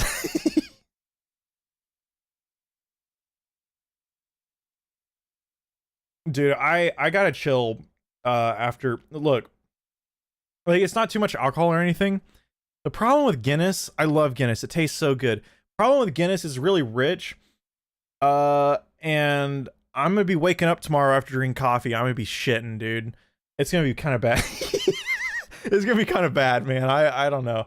It's my second one, so yeah, I don't know. Guinness is always kind of fucks me up a little bit. I don't get like drunk or anything. Fucks my stomach up, man. What can I say, dude? I will say the Irish have it down with this shit, because Guinness has like this sort of full-bodied texture and flavor, but but the actual body is light. Oh, I love it. It's so good. Such fucking good beer. Oh, it's so good. Love it. Well, to be fair, Ukraine at the moment, apparently you can get a life in prison for treason. Well, what's going on in Ukraine? Life in prison for looting, or life in prison for treason? What would qualify as treason? NATO is the Nazi problem. No, I think Russia and NATO are Nazi. I think the entire world tolerates Nazis way too much, and that absolutely goes outside of NATO. Good lord. Why does an institution like the UN keeps failing when it comes to resolving these conflicts? Well, that's actually a pretty broad question. I don't really know. Well, like, I think ultimately it's more of a domestic problem, I think, in some respects. Like, it's really like, I think liberal democracy has had enough massive problems through the years that it's sort of internal institutions are starting to dissipate a little bit. It's not like that the UN has ever been good at solving problems. It's just that because they've been bad at solving problems, there's a vicious cycle of a lack of faith in sort of institutions and yeah.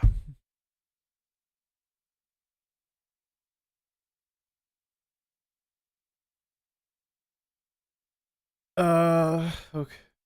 Well, Natus. Well, no, I treat all countries equally. USA nukes Japan twice. USA invades Libya. I don't treat all countries equally. There are some countries that suck worse than others, I think. I don't think you should treat all countries equally.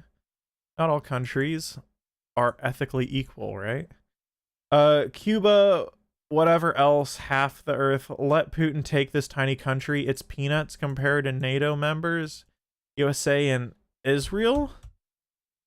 Yeah, I would say I don't think it's peanuts. I think it's relatively, I say relatively lightly small as like NATO, but no, I don't think Russia should go fucking invade Ukraine. Good lord, man. Like, I to think there's some like justification for invading Ukraine. Like, this is the most stupid fucking dumbass fucking take I've heard. Like, they're resisting imperialism by doing imperialism. Like, look, like, NATO's absolutely like a fucking imperial power. It doesn't mean you have to fucking suck off Russia and what they're doing. Good lord. Like, how hard is it to admit that both sides fucking suck ass? Like, they fucking blow. Russia sucks so much dick, it's not even funny, and so does the United States and NATO. It's just like, look, it's like almost too hard for people to admit in some respects that like the actual political reality that we live in is way worse than the fantasy that's in your fucking head, or something. Not even the fantasy that's in your head, sorry, that might be a little overboard. The fantasy that is presented to you with whatever fucking political lens you look through. You know? It's like, sorry, the reality's worse. Yeah, like Russia, the traditionally non-imperialistic country.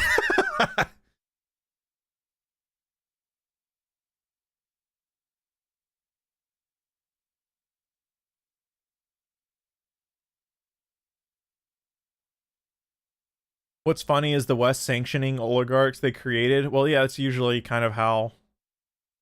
Usually the West creates things and it comes back to hurt them. Whether that be the Taliban, well, not the Taliban necessarily, kind of, Qaeda, the Taliban, other sort of quote unquote. I use radical,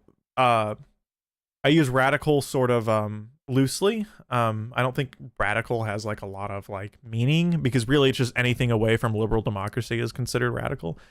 Terrorist groups, illiberal terrorist groups across the globe, but no, for real, like it's. The West tends to do stuff like that. It's kind of dumb, right? Well, I think both sides suck, but Russia's economy is the size of Texas. Yes. I think though, I think with Russia, the I don't necessarily know if the sheer economic size in that context is necessarily might paint the actual real picture of their actual sphere of influence, if that makes sense. Like their landmass is very, very large. Their proximity and their proximity to other countries, their military is extremely big. So yeah. Oh my god, you're 24? I can't believe I'm older than you. Yeah, I'm 24. I'm young. Yeah. I am. I'm a child.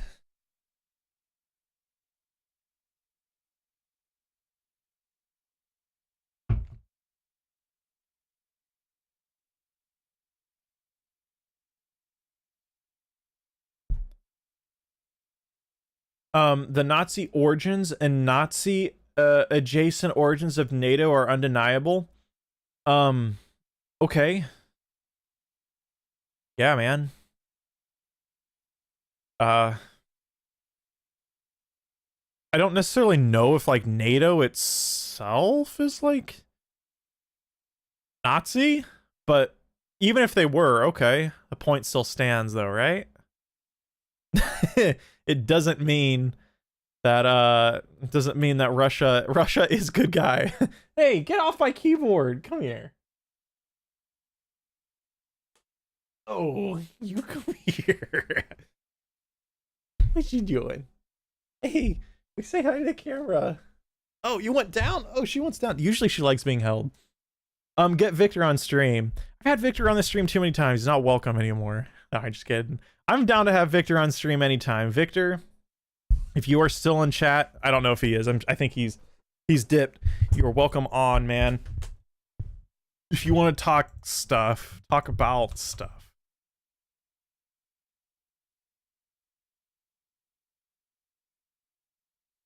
Oh boy.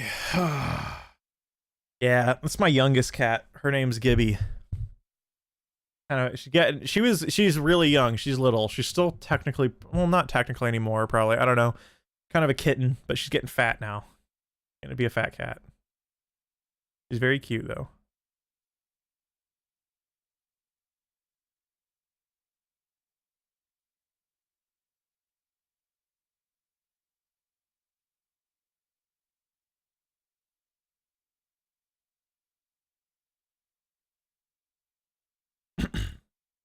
Quick, Eternal Blue. Quick off-topic question. Are you vegan by any chance? That's an interesting question. I'm curious where that thought came from, but I'm happy to answer. I and my wife were vegan for, like, literally vegan. Like, I dead ass, you know, like, some people are vegan, but, like, occasionally they'll eat, like, a donut or something like that with, like, an egg in it.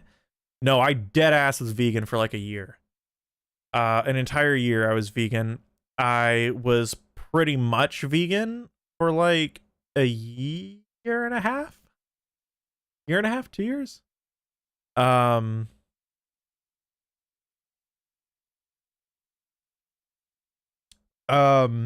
think, well, so I mean, obviously the ethical thing exists, right? Veganism as a lifestyle, or whatever you want to call it, a lifestyle, not a lifestyle, whatever you want to describe it as, is objectively, in my mind, if objectivity exists, I don't know. I have to address that because there's someone gonna be like, fucking objectivity doesn't exist, that kind of thing. I think veganism is good. Like it is good in a lot of ways. I think the state of animals, I think we're gonna look back in 100 years and be like, what the fuck? Like, the fuck is that? Right? Like, I hope so. Oh god, I hope we look at how animal agriculture works, and we're gonna freak out about it. Or we're gonna look at it in absolute disgust. It's pretty terrible. So yeah, ethical reasons primarily. The reason I went away from it, there was 2 reasons. To eat healthy as a vegan, you have to spend a bit of money. Like, if you want to enjoy food and still be a healthy vegan, you kind of have to spend a bit of cash. You can be a somewhat healthy vegan and not spend a ton of money, right? You can. It's just really hard. It's very hard. The infrastructure that we have here doesn't really exist to maintain a vegan kind of diet. And that was one of the things that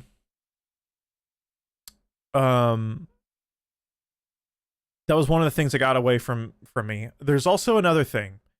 And I've looked into this because this is real. This wasn't placebo at all.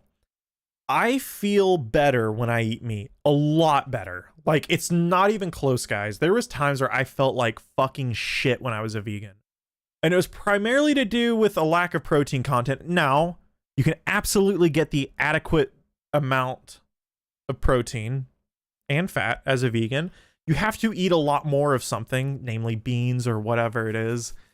But I noticed when I ate meat, I felt a ton better. There is some research. Diet as a science right now is it's a catastrophe. It's terrible because we've made so much progress in other fields in science, but nutrition, it's been quite bad. But from the little bit of research that I found, this makes sense. I was just talking about earlier how like I did the ancestry test thing. Like my entire thing is like very Northern European.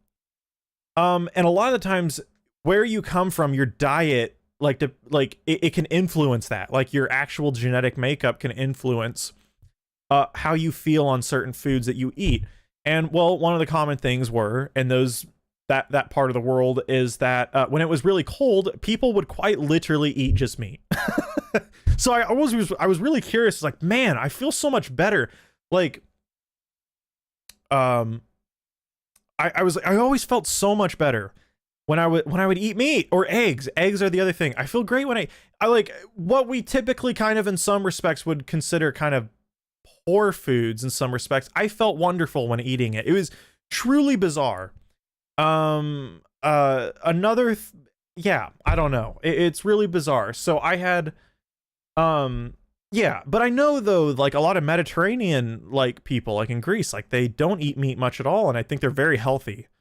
I think traditionally, like there's a lot of research to say eating a lot of meat's like really bad for you, and that's probably totally true. The weird fucking bizarre conundrum is that I feel good when I eat.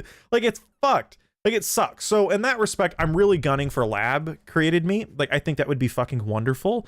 You know, I don't have to, know I'm eating a cow, like a very real sentient animal that has feelings like me and you that are very intelligent and worthy of a good life in my mind.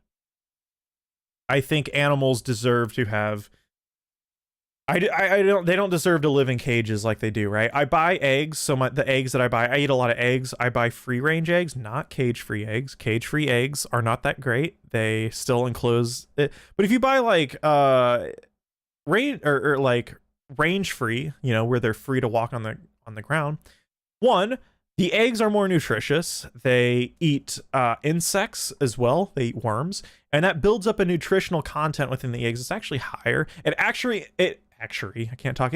introduces, this is really, really interesting to me. It introduces more nutritional makeup in the form of vitamin K2. I didn't know that was a thing, but like standard eggs don't often contain vitamin K2. Vitamin K2 is also responsible in heart health and clearing out calcium deposits in your arteries. I didn't know that. Anyways, interesting. I don't know. Interesting stuff. Okay. I'll go back. Sorry. Rant gone. I will address this because this is a fair question. Nada says, thoughts on vegans saying you are not vegan, you are a murderer if you eat one chicken a month. Well, I think the moralization of people who eat meat, I eat meat all the time, is wrong. And I think that's part of the reason why the sort of quote unquote veganism thing hasn't made more traction. It's made a lot of traction, actually. I think we understate the impact that vegans and vegetarians have had. Almond milk, I'm pretty sure outsells like regular, like it's bordering on the amount of, it sells almost as much as normal milk nowadays. And when I was little, that was not the case. So it's made a large impact, right? Yeah. But that is one of the pitfalls, to moralize the individual consequence when the problem is systemic, right? The problem is it's economic, it's industrial, and that's the problem. right? It's not the individuals fucking buying a burger somewhere. Yeah, it's not. Choice is a very abstract, idealized thing that doesn't really have much bearing in reality. So yeah, but I think a lot of vegans are fine with people eating meat. It's just that they do overly moralize the entire conundrum. Some, the loud one at times. Okay, Victor says I could hop on for a bit. You want to come on, man?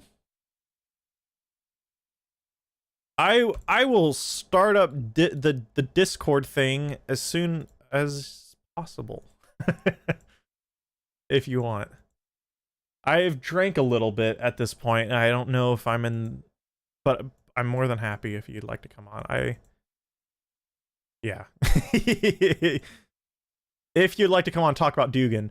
If you did do that podcast, though, with Dugan, that would be an interesting topic. I would like to hear what, because I know you said Matt read that.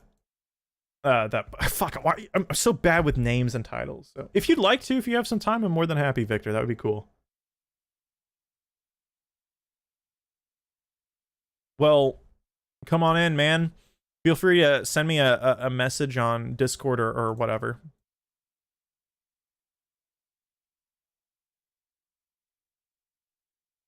Economic influence goes a long way. Well, yeah, I mean, the entire problem with... It's also political economy, too, right? Like, the meat industry and the dairy industry pretty much kind of own USAD or USDA, whatever the fuck. I can't... Again, dude, I have a problem. I think I have, like, fucking... I don't know what my fucking issues. I can't remember names for stuff. Happy to jump on? Let's do it. Oh, I'm calling Victor right now. Hey, what's up, dude? Yo. Hey, is everyone here? Let me see. I'm probably gonna have to turn you up a little bit. Everyone here, Victor? Yes. Yeah, so I'm using my AirPods right now, so the audio quality is probably kind of shit. Dude, I do not care whatsoever. That's totally cool. I think everyone hears you, so yeah, what's going on, man? Oh, not much, man. It's been a while. How you been? I've been pretty solid. I've been clearly right now I'm doing okay. Having a good time. I like streaming in the evenings, by the way, for everyone in chat and you. I don't get to enough. It just sometimes doesn't quite work out because I do a lot of my workload during the day. But yeah. I know a lot of people from like the US, they'll be like, I can't watch your streams at 2 o'clock because I'm at work. And yeah, I feel like I haven't noticed you streaming as often. But maybe I just like haven't noticed when you do. No, I haven't streamed I haven't been streaming as often as I used to. I used to stream a bit more frequently. But since I've been like, one, my videos are getting harder to make. So like I'm sure Pills has ran into the same issue too, right? Where you want to improve the content of your videos and how you do things, and the key to improving is spending more time on it.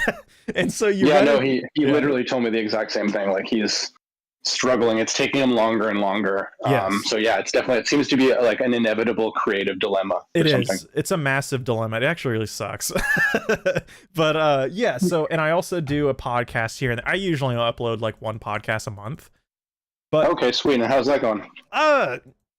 Not great, but I don't do it for like any like my podcast doesn't do good on views or anything, but I don't really care. Like it's kind of okay with me. I just kind of do it for fun. Like I actually learn a lot when I talk to people in a podcast sort of setting. Like I had John, the Lit Crit guy. I don't know. That would be a wonderful. Oh, yeah. Have you guys had him on the PillPod? No, I don't think. No, we haven't. But I know who he is. Dude, he's such a cool guy. Like, no, like for like, I really like I like doing stuff. I do stuff with you guys. Clearly, like everyone knows who you guys are because like I've done stuff with you all the time. But I like doing stuff with you guys because you guys are really cool people, and I really like you guys. John, and same with Kyle, Labor Kyle. They're kind of a duo together too. They're both like that. I really like them a lot. They're really cool people. Yeah, for sure. I've engaged with Labor Kyle a little bit on Twitter, but we haven't had him on the pod or anything like that. Maybe, I don't know if Pills did something with him. I don't think so. But yeah. But anyway, man, yeah, this is I was just obviously we recorded like the Dugan episode today, and it was like pretty crazy, man. That dude is like, I don't know how much you know about him, but yeah, like what's interesting about him is I think he ends up kind of incorporating like postmodern thought, like theorists who are normally associated with the political left, and then he ends up like deploying them for his kind of like regressive, like reactionary motives. And yeah, it's pretty fascinating because actually when we were recording today, like both Pills and Eric were like, this is kind of appealing. Like the arguments he makes are like a little bit appealing because they map on to like a lot of the common left-wing critical theory arguments about like Western imperialism and like liberal individualism and all of that other stuff that like leftists complain about. Like he's complaining about them the same way, except he, with appealing to Foucault, Deleuze, and all these other people, except he thinks the answer is like this multipolar world where like Russians effectively can be allowed, or Eurasians can be allowed to like marginalize people and like live by their traditions. So well, isn't that like I right, like I understand the sort of appeal of like a new radical subjectivity away from like there kind of seems to be like a binary or like a triple way, like a triple lens of like looking at personhood or subjectivity. It's kind of like the Marxist critical theorist sense. There's the sort of liberal, the sort of I would say larger Enlightenment liberal sense. There's the sort of weird cultural conservative sense right there as well. But like I'm very curious, like I think you kind of tried to explain. I still don't understand though. Like if what you're going for, right? And that's right? Is that correct? That like Dugin, I think I was Yeah, so I mean, he does basically he uses Heidegger to talk about like Dasein, like the concept of like basically like the concept of sort of like subjectivity or like the being of a human being, and he says that there's like different Daseins. And he also has like develops this kind of like collective Daseins. So like maybe the Eurasian people have a collective Dasein, and that needs to be like attended to and respected in the same way that and maybe if Western elites have their own Dasein, they should just have that Dasein and leave everyone else alone. It's kind of like the idea. But the core of the project, it's called Fourth Political Theory because he's responding to this idea that like modernity produced these three leading political theories, right? You have liberalism, communism, and fascism. And he's trying to move beyond all of them and say that his theory is the fourth political theory, right? So it's not any of those. But really what he's drawing on is communism and fascism, and liberalism is something that needs to be opposed at all costs, basically. Like liberal modernity needs to be destroyed and opposed because of its claim to objectivity, because of its claim to universality. It ends up imposing itself and destroying the Daseins of other cultures, basically. That's like the kind of claim.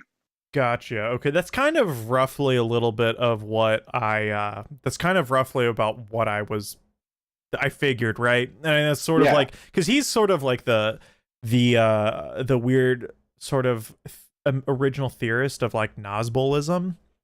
Yeah, sort of. Yeah, sort of. I mean, he would probably claim like we read this guy Michael Millerman, who's kind of like a Dugin acolyte, also as a secondary source, and he wrote this really like pedantic article kind of defending why Dugin's not a fascist, and he appeals to kind of like these technicalities. He's like, well, fascism is a philosophy of modernity, right? And it's true that classical fascism is like a rational organization of society where you have all the power at the top and it organizes society in this like regimented authoritarian way. But ultimately that's a theory of modernity, right? That is like a rationalized society. And ultimately Dugin rejects that. He's like, no, because he's kind of irrationalist. Like he wants to reject modernity in a way and turn his back on, and go back to like some essence of what like a Eurasian people are, but not in a racial way. It's kind of weird. He tries to like toe the line between race and kind of like this, what he calls ethnos. So it's strange. Like, I mean, it seems like fascism, or it seems functionally like equivalent with like fascism plus anti-modernism. Anyway, it's mostly scary. I think. My understanding of fascism though was it wasn't very rooted in modernity though. Is that right? I always kind of understood fascism as something that was like sort of inherently reactionary, in the sense that it rejects modernity from the sense of like prior ways of being, but that might be wrong because I know fascism is also, it has some sort of revolutionary tonalities, but primarily because like a lot of like society is structured liberally, correct? Or like Yeah, you yeah, know, yeah, for sure. I mean, I think there is like an appeal to some kind of like unified nation, but like kind of like original, like I don't know, Italian fascism, at least like Mussolini was very rationalistic in the way that it literally wanted to like organize society, like even the productive capacities, the way you had like society separated between the corporations and like leadership, and like it was all very regimented, you know, and it did that through a kind of rationalistic exercise. But you're right. I mean, it also is doing that with kind of like a gesturing back towards, I don't know. I mean, at least in the Italian case, it would have been like Rome, you know, kind of like some kind of Roman Empire. But it's still like rationalistic in kind of like a technical sense, if that right. makes sense. Yeah, no, that does. Where so is there, I don't know. I know Matt, you know, this may also be in line, you know, Matt might know more. Where does that place Putin? Like on a very real political sense. Is he actually like an ideological Duganite? That's a great question. So we Yeah. kind of like we're speculating about that on the podcast, and you know, from what I know, it doesn't seem to be that clear. Like, you know, it Right. seems like Putin does use language that Dugin uses and like. So, for example, this idea of like multipolar world, unipolarity, like fighting against the unipolarity of NATO and Western imperialism. And also, like, you know, he did start putting together what he calls the Eurasian Union. So I think Kazakhstan and maybe some of the other stands like Uzbekistan and obviously Belarus, they've all joined. It's kind of like supposed to be competing with the European Union.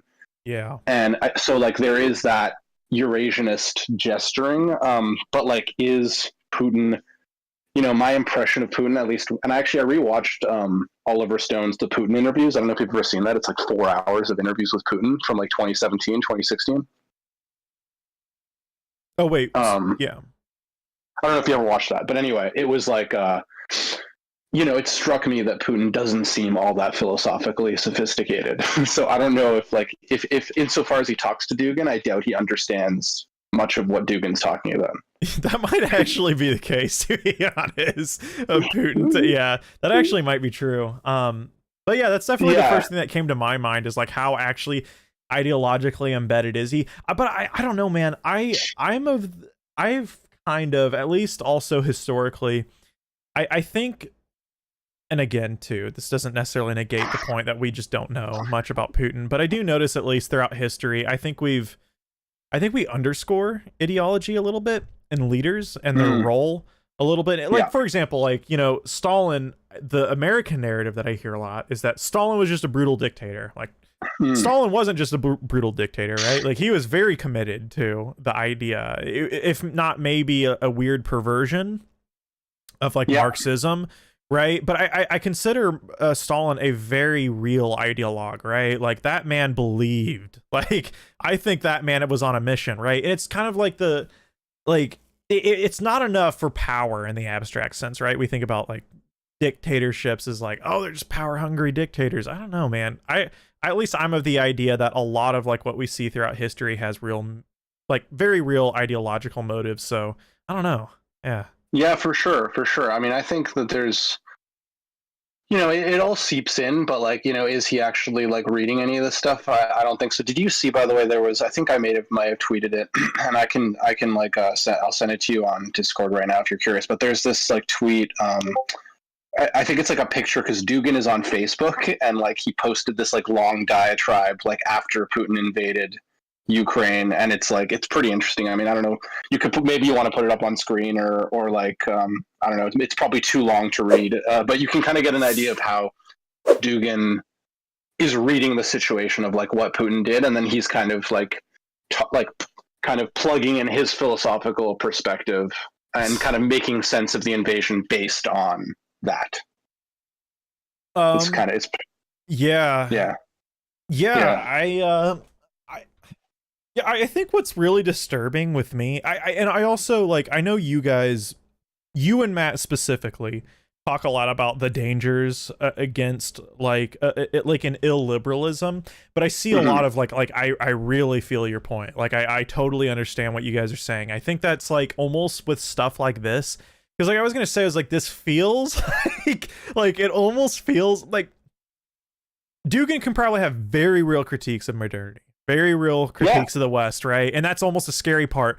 But it like I feel like what happens is stuff like this can get so wrapped up within cynicism and like resentment that it becomes this long cohesive ideology that just like it's fucking crazy essentially at the end of the day. Like some of the craziest fucking people I've ever seen on the internet are just people who are just pissed, and they're just like, you know, like they're just like and for good reason, right? Like, but it's like there's no real fundamental way that explains their sort of weird emotional state in a contemporary context. So you get shit like Alexander Dugin, I suppose. That's kind of my understanding right now. It kind of sounds like what you're saying is like, you know, maybe we like over explain what is just like people's resentment, and then people who feel resentment then find these philosophical doctrines to kind of explain their resentments. Is that kind of what you're saying? A little bit, yeah. Like, yeah, it's that, and then maybe also that people who are already resentful of what is, it's easier for them to fall into really crazy shit like that. Yeah. So it's sort of a little bit of both of that. Yeah. They're like looking for an answer. I think philosophy can lead some people to find some kind of rationalization of the resentment they feel. I think so. That seems like I can't say that because I don't know enough, but I do know about Michael Millerman. I have no idea what's going on with that guy, though. I can't. He doesn't seem like an angry person, though. You know when people are angry. He doesn't seem angry. Yeah. I don't know what's going on with that guy. Yeah, it's interesting. I mean, I think he's. I don't know if you follow him on Twitter. He like he kind of goes on like these rants sometimes. Like, oh, that's true. I had to unfollow him. But then, oh, you did unfollow him? I unfollowed him. He was fucking annoying as shit. Yeah. Yeah, so he does go on and like, oh man, you should have seen some of the tweets. Like, I think he deleted them all, but like right after Putin invaded, he was like, oh, like, you know, the feeling I have to like express the rage at all the people who thought that my research was irrelevant or something like that. So, and it's like, so I'm right. Exactly. Yeah. So like the resentment bursted out as soon as Putin invaded. He was like, yeah, it was funny. Yeah, I don't know, man. I'm not saying, that's always something I've kind of thought about a lot more, is that I don't think resentment is some end all be all sort of category to explain shit, but man, especially in sort of like I suppose in how like Nietzsche sort of explained resentment in even political context, I find it a little helpful in understanding some stuff, especially with also people like some of the one thing that I've definitely noticed with people that some people like I politically align with, like there's some people who are like, look, just because like you're a left winger doesn't mean that like you're a good person, and I've seen people say stuff like that. Like some of the worst people I know are left wingers. And some of the like shittiest human beings I think I've ever met in my life really are left wingers, but they're very, very angry left wingers. They're like left wingers for good reasons, but they're like really shitty. And it's like, and like also a lot of, I've known some other people who've kind of reverted into, they were like, I knew some people who were like Maoist, and they're kind of like at this point just like almost Duginites, like a little bit like what's going on. It's the same thing, like, yeah, invasion of Ukraine good because like they're challenging NATO, and it's like there's some sort of ideological acceptance with literally the murder of like hundreds, I think maybe if not at this point thousands of civilians. It's just like I don't know if I can get there. For sure.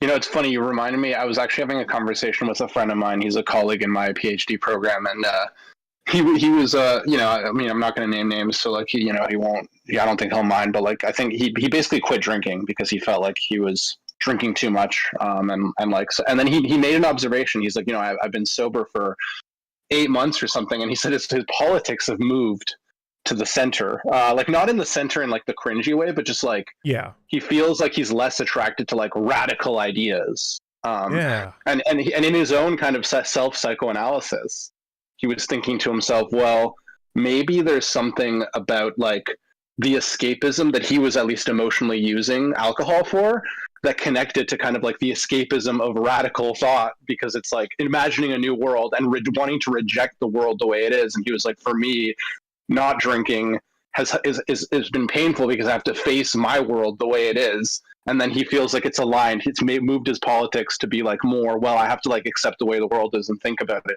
I mean, I'm not saying this is a universal thing that applies to everyone, but it was just funny.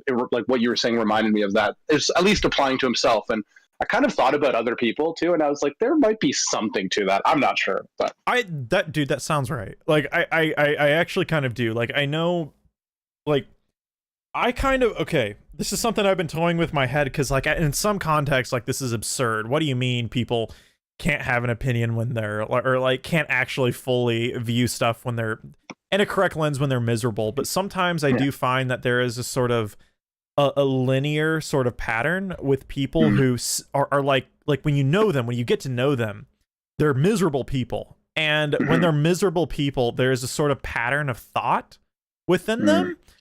And I notice, and it's always, it's like it makes sense, right? It turns into like an angry sort of thing. But dude, it totally doesn't surprise me that sort of like informs politics. I don't think that's crazy at all in a lot of respects. Like, you know, like incels, like I have family members who are like bona fide incels, like straight up QAnon shit. But like, I think it absolutely does stem from like a sort of, almost like a sort of chemical biological point, right, with how you live your life and what you're dealing with mentally or something like that. I you know, we probably don't think about it enough, but I think that's probably right. Yeah no, I mean, I think it seems intuitive to me that there's at least something to it. It obviously doesn't explain, and I know like obviously I know a lot of like super intelligent, you know, psychologically stable people who are like political radicals, like, of course, sure. But definitely I think that there's like something, I can see why people get attracted to it. I was just thinking we're almost sounding like Jordan Peterson a little bit, because his whole thing is like, don't try to change the world until you like clean your own room and figure yourself out, right? Yeah, well, you know what's fucking bizarre is like that's like literally Jordan Peterson to a T, right? Like that, like Jordan Peterson's not okay. Like I think, like I actually like I think I had a stream. My last stream was like 3 weeks ago or so, and we got into Jordan Peterson, and it's like, and dude, I'm not even gonna lie, same with Joe Rogan. I was kind of explaining, like talking, like I was kind of airing my thoughts about it. I feel bad in some ways for these people, like for Jordan Peterson and Joe Rogan. Like you got to understand, like, I think it's important to understand when you're looking at like what they're talking about and the conclusions they're coming to. Like they are both very isolated people in a lot of ways. You know what I mean? Like it's like you are in a very unique situation for people, and because of that, people will treat you differently. And I think to some extent, you know that they treat you differently, so you have to look at people differently. And that's at least with just Joe Rogan. I think with Jordan Peterson, there's even deeper problems with like actual mental health, right? I've struggled with I'm very lucky to say I have not struggled with it forever.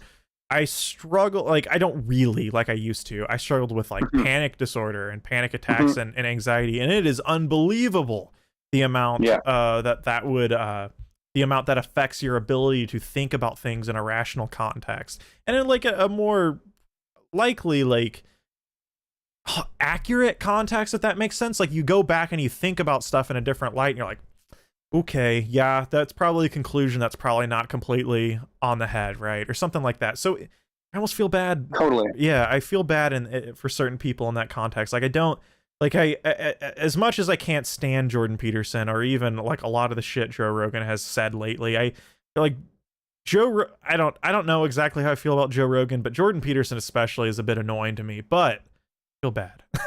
Yeah, no, totally. I mean, he seems like a pretty sad person, and I've often commented on how like his view of the world, he's so fixated on like the profundity of the world that he only sees like the profound darkness of it, or something like that, it seems. But Yeah, it's funny. I was also noticing earlier, I think right before I came on, you were talking about like, eating meat making you feel better, and reminded me of his daughter, who, I don't know if you're famous, because she's on that all meat diet, and I don't know if you know this story, but like when Zizek was debating Peterson here in Toronto, actually, and after the debate, I think he was like introducing everybody, like Jordan Peterson, his daughter was there, and he was like, "Oh, this is my daughter," and apparently Zizek's reaction was, "Oh, you're the beef girl." Wait, I actually didn't know that. Did they say that during the debate? No, it wasn't true. It was like backstage. Oh, yeah, okay. You're the beef girl. Oh, dude, that's the most Zizek thing to say ever. Oh man, that rules. No, I did know about his daughter. I've actually listened to a lot about. So I've definitely always been kind of interested in nutrition. I'm not like, I don't like actively read on nutrition, but at least what's interesting to me about nutrition is that I think it's fair to say it's kind of a scientific, it's a scientific failure in the sense that there is no real clear, like, like thing that's going on. And I think that's interesting. And I think at least where I've, oh, sorry, I'm drinking beer. I had a burp. All good, man. Where I've at least landed with that is that it seems to be diet is very relative. And then that's really interesting, right? Because science is not like relativity in that context, right? So, yeah, I've always been a bit fascinated. So yeah, I have watched a lot of her. It seems like it's really weird though. The problem that I have with her and even Jordan Peterson regarding the all meat diet is it seems like they like almost advocate for it at large, and it's very clear his daughter had a severe autoimmune disorder, right? Like if she was having the symptoms that she did, like that is like 0.002% chance you have an autoimmune disorder that bad. Totally. And so I'm like, fuck, man. Like I don't know how many people exist in the world who have your problems that it'll be solved with just eating meat. Granted, I'm sure there's a lot of people simply cutting out, certain irritants and stuff like that would help a lot, but yeah, I don't know. Yeah, it seems that, no, it's true. Nutritional science is like very, very relative to the person, and seems to be, kind of in its infancy. And it seems like, it's very dependent on like what that person's particular issues are. And there's probably just too many variables that we don't even know, like what's going on. And Peterson's daughter and you and me, like it's just everybody. It seems like everyone's died. I mean, my girlfriend, she cuts out certain things that upset her tummy, and then they don't bother me. Right? It's just, who knows? Right. It's weird. I don't really cut out anything anymore. It's so bizarre. I used to cut out food because I didn't know why I was feeling like shit. It's weird. The only thing that correlates with me personally is if I have enough protein intake. If I eat a certain amount of protein, I feel fucking wonderful. And it is the weirdest thing in the world. If I eat below like 100 grams of protein a day, I don't know. That's a ballpark number right there. But it's like, it's weird. It's bizarre. I don't know how to explain it. I don't. The only thing that has made sense to me on a scientific level is looking at like genetics or ancestry. I don't know. Like the only thing that I could come to the conclusion was that like my heritage is Northern European, and a lot of Northern Europeans during the winter like primarily ate meat, and that makes perfect sense. That's the only thing I can think of. But like you look at other people, like shit, man. Like my wife can eat carbs all day long, but she's also Native American and like and European. So I don't know. Like I don't know how to. It's weird, man. It's such a weird field. That's interesting. I mean, I'm lucky. I feel like nothing really bothers my stomach, at least not to a significant degree. But for you, like, would you say that if you eat enough protein, you can just eat anything, like nothing? Yeah, it's weird. It's like so long as I consume a certain amount of food, like it doesn't matter what I eat, I feel okay. It's bizarre, dude. I can eat a fuck ton of junk food, like relatively speaking. Like I guess if I go overboard, suppose, but I can eat a ton of junk food, man. But so long as I have like, I don't know, I fulfill that requisite of macro nutrients or whatever, like I'm fine. I've noticed that. Like it's really bizarre. It's like the best I ever feel is yes, when I eat a fuck ton of meat. It's really bizarre. And I hate it too, because I was talking about how I was vegan. Me and my wife both were vegan for some time, and I did that for ethical reasons, because there's like, it's a terrible industry. And so it really sucks. Like the minute there's lab grown beef I'm all over it. But yeah, Totally. it blows. I haven't been able to kind of um figure it out exactly. I know fat doesn't bother me. I can consume a lot of fat. I eat eggs all the time. I eat like 3 to 4 eggs every day. It's ridiculous. Nice. But Nice. and that's traditionally according to a lot of nutritional science, that's bad, right? There's cholesterol and stuff like that, and I probably shouldn't do that. But I don't know, man. I've always And they always say that that egg cholesterol is like good cholesterol now. I know that's the thing about nutritional science. That shit changes every fucking year. They're just like, oh, actually, that stuff we thought was bad is actually good for you. Yes, it's same with saturated fats, man. Like I don't know what the fuck to do. Like because apparently like saturated fats were bad, and then like no, now they're not. Like I'm like, what the fuck is going on? Like it's bizarre. It's so bizarre. Yeah, just new studies all the time contradicting each other. Yeah, I'd hate to be a nutritional. Well, actually, maybe being a nutritional scientist would be good because there's so much work to do. But it seems frustrating in an academic context. Absolutely. I'm curious when there's going to be a movement in that regard. But I wanted to let you know, man, I'm probably actually going to head on out of here. I know it was probably a short talk with me and you. No, it's cool, man. I was actually just about to tell you that I think I got to head out anyway. I just wanted to come on for a bit, so it works perfectly. Hell yeah, dude. Okay, I know my wife has to get up really really early for work, and I think she's asleep right now. I'm loud. Like I naturally have a loud voice, so like I probably need to chill out.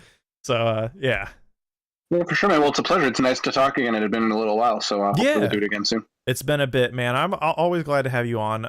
I know I have like a very routine like crew of people who have on a podcast. If something comes up that's really interesting, I might actually have you and Matt on to talk about Dugan specifically. I think that's a good topic, and I think I could learn a little bit. Usually, as self-centered as this is, like I was saying, like I kind of only do my podcast for myself.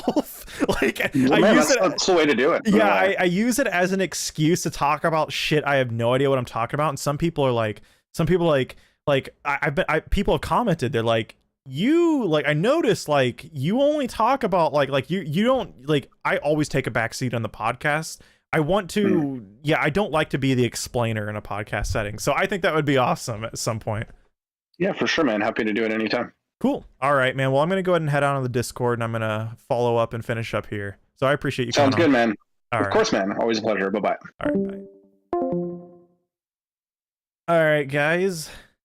S9P6. Guinness. Fuck yeah, I got some Guinness. Lizard Gams. Jessica, I'm going to head to bed now. I'll see you, Jessica. You'll take care. I actually met a woman in therapy who was really into Jordan Peterson's books. I had to try to shut my mouth and hope she benefits from it. I think that's a very good measured approach. Give tofu a try. Yeah, I like tofu. Eating just more in general, so add in nut butters and all. I did all of that stuff. It was really it's okay. For a lot of people, I feel like veganism isn't as hard as what you'd think. It wasn't as hard for me as I thought. It really was not. I just noticed that I really didn't. I noticed it was more after the fact. It was like when I started eating meat again and I ate like a lot like of protein and fat, I felt a lot better versus just carbs. Granted, you don't have to just eat carbs when you're a vegan. You just have to eat a lot of a specific type of food because getting protein from plant sources is typically a bit more difficult, right? So I don't eat breakfast or lunch, just a big dinner. I am fine. Just it's weird. I don't do this necessarily on purpose, but I do know intermittent fasting is kind of a thing. I feel better when I do that. I do not like eating really early. It's really weird. I usually God, I'm awake for 4 to 5 hours before I eat food. I'll drink black coffee, but that's it. Jordan Peterson gotten better, though, since his overdose and everything. I think Jordan Peterson, at least in how he approaches things, has gotten worse. I think that's why I'm sympathetic, because like it seems like Jordan Peterson is not doing well mentally. Like he's talking about like Trudeau being some huge fucking autocrat, or like the most milquetoast man, like vaccine mandates and stuff like that. I don't even think there has been any mandates in Canada, really. But that's been his big crusade right now, and it's just like it's so clearly a non-issue that it's disturbing. Disturbing from someone who's got a PhD in psychology and has like a cult following, because he's pretty much just a cult leader, and I don't mean that as hyperbole. Like, you know, we can stretch our words all the time for the sake of it. I don't mean that. I feel like a lot of people who like Jordan Peterson, it is literally a cult-like phenomenon, and it is fucking bizarre. It is fucking bizarre. Yeah. So I'm gonna leave it there. Jordan Peterson, cult leader. I like it, like, not in the traditional sense, maybe, but sort of neo-cultist, something like that. I don't know. It's really bizarre. It's very weird. It's almost a religious like structure, but that's kind of what he talks about a little bit, is sort of that weird sort of aesthetic hierarchy of being, or whatever the fuck, the dragon, whatever. I've actually watched a lot of shit about Jordan Peterson. I don't know. But anyways, guys, I'm probably gonna take off. I always say this at the end of the stream. If you guys do enjoy this, do consider pledging a couple bucks on Patreon. It's kind of how I do all of this stuff. I couldn't do it without you guys there. YouTube member section, the join button down below is always another good place. People ask me, I always prefer Patreon. I receive more of the money. YouTube takes like a lot. They take like 30%. And but if that's something that you like more and it's just easier, it is like absolutely like your choice. I could never demand one way or the other at all, nor even demand your money in the end. This is all free, but that is how I suppose I make stuff free for most people. So if you guys do consider it, I think for like the $6 tier, you can join the Discord. I am somewhat active, or I at least respond to just about everything in the Discord. So if you do want to talk, hang out, or do whatever, I try to do whatever in Discord, whatever. I'm on the computer all the time, so it's an easy way to reach out. I think the $6 tier, there's I about said Dickcord access or something like that, but yeah, no. Any of the tiers at all is just super cool of any of you guys. That's how I keep all of this going, and how I keep all this alive. So, but other than that, guys, just take care for the night. I'm gonna get on out of here. I gotta pee really fucking bad. I'm moving my chair around like this, so I'll see you guys later.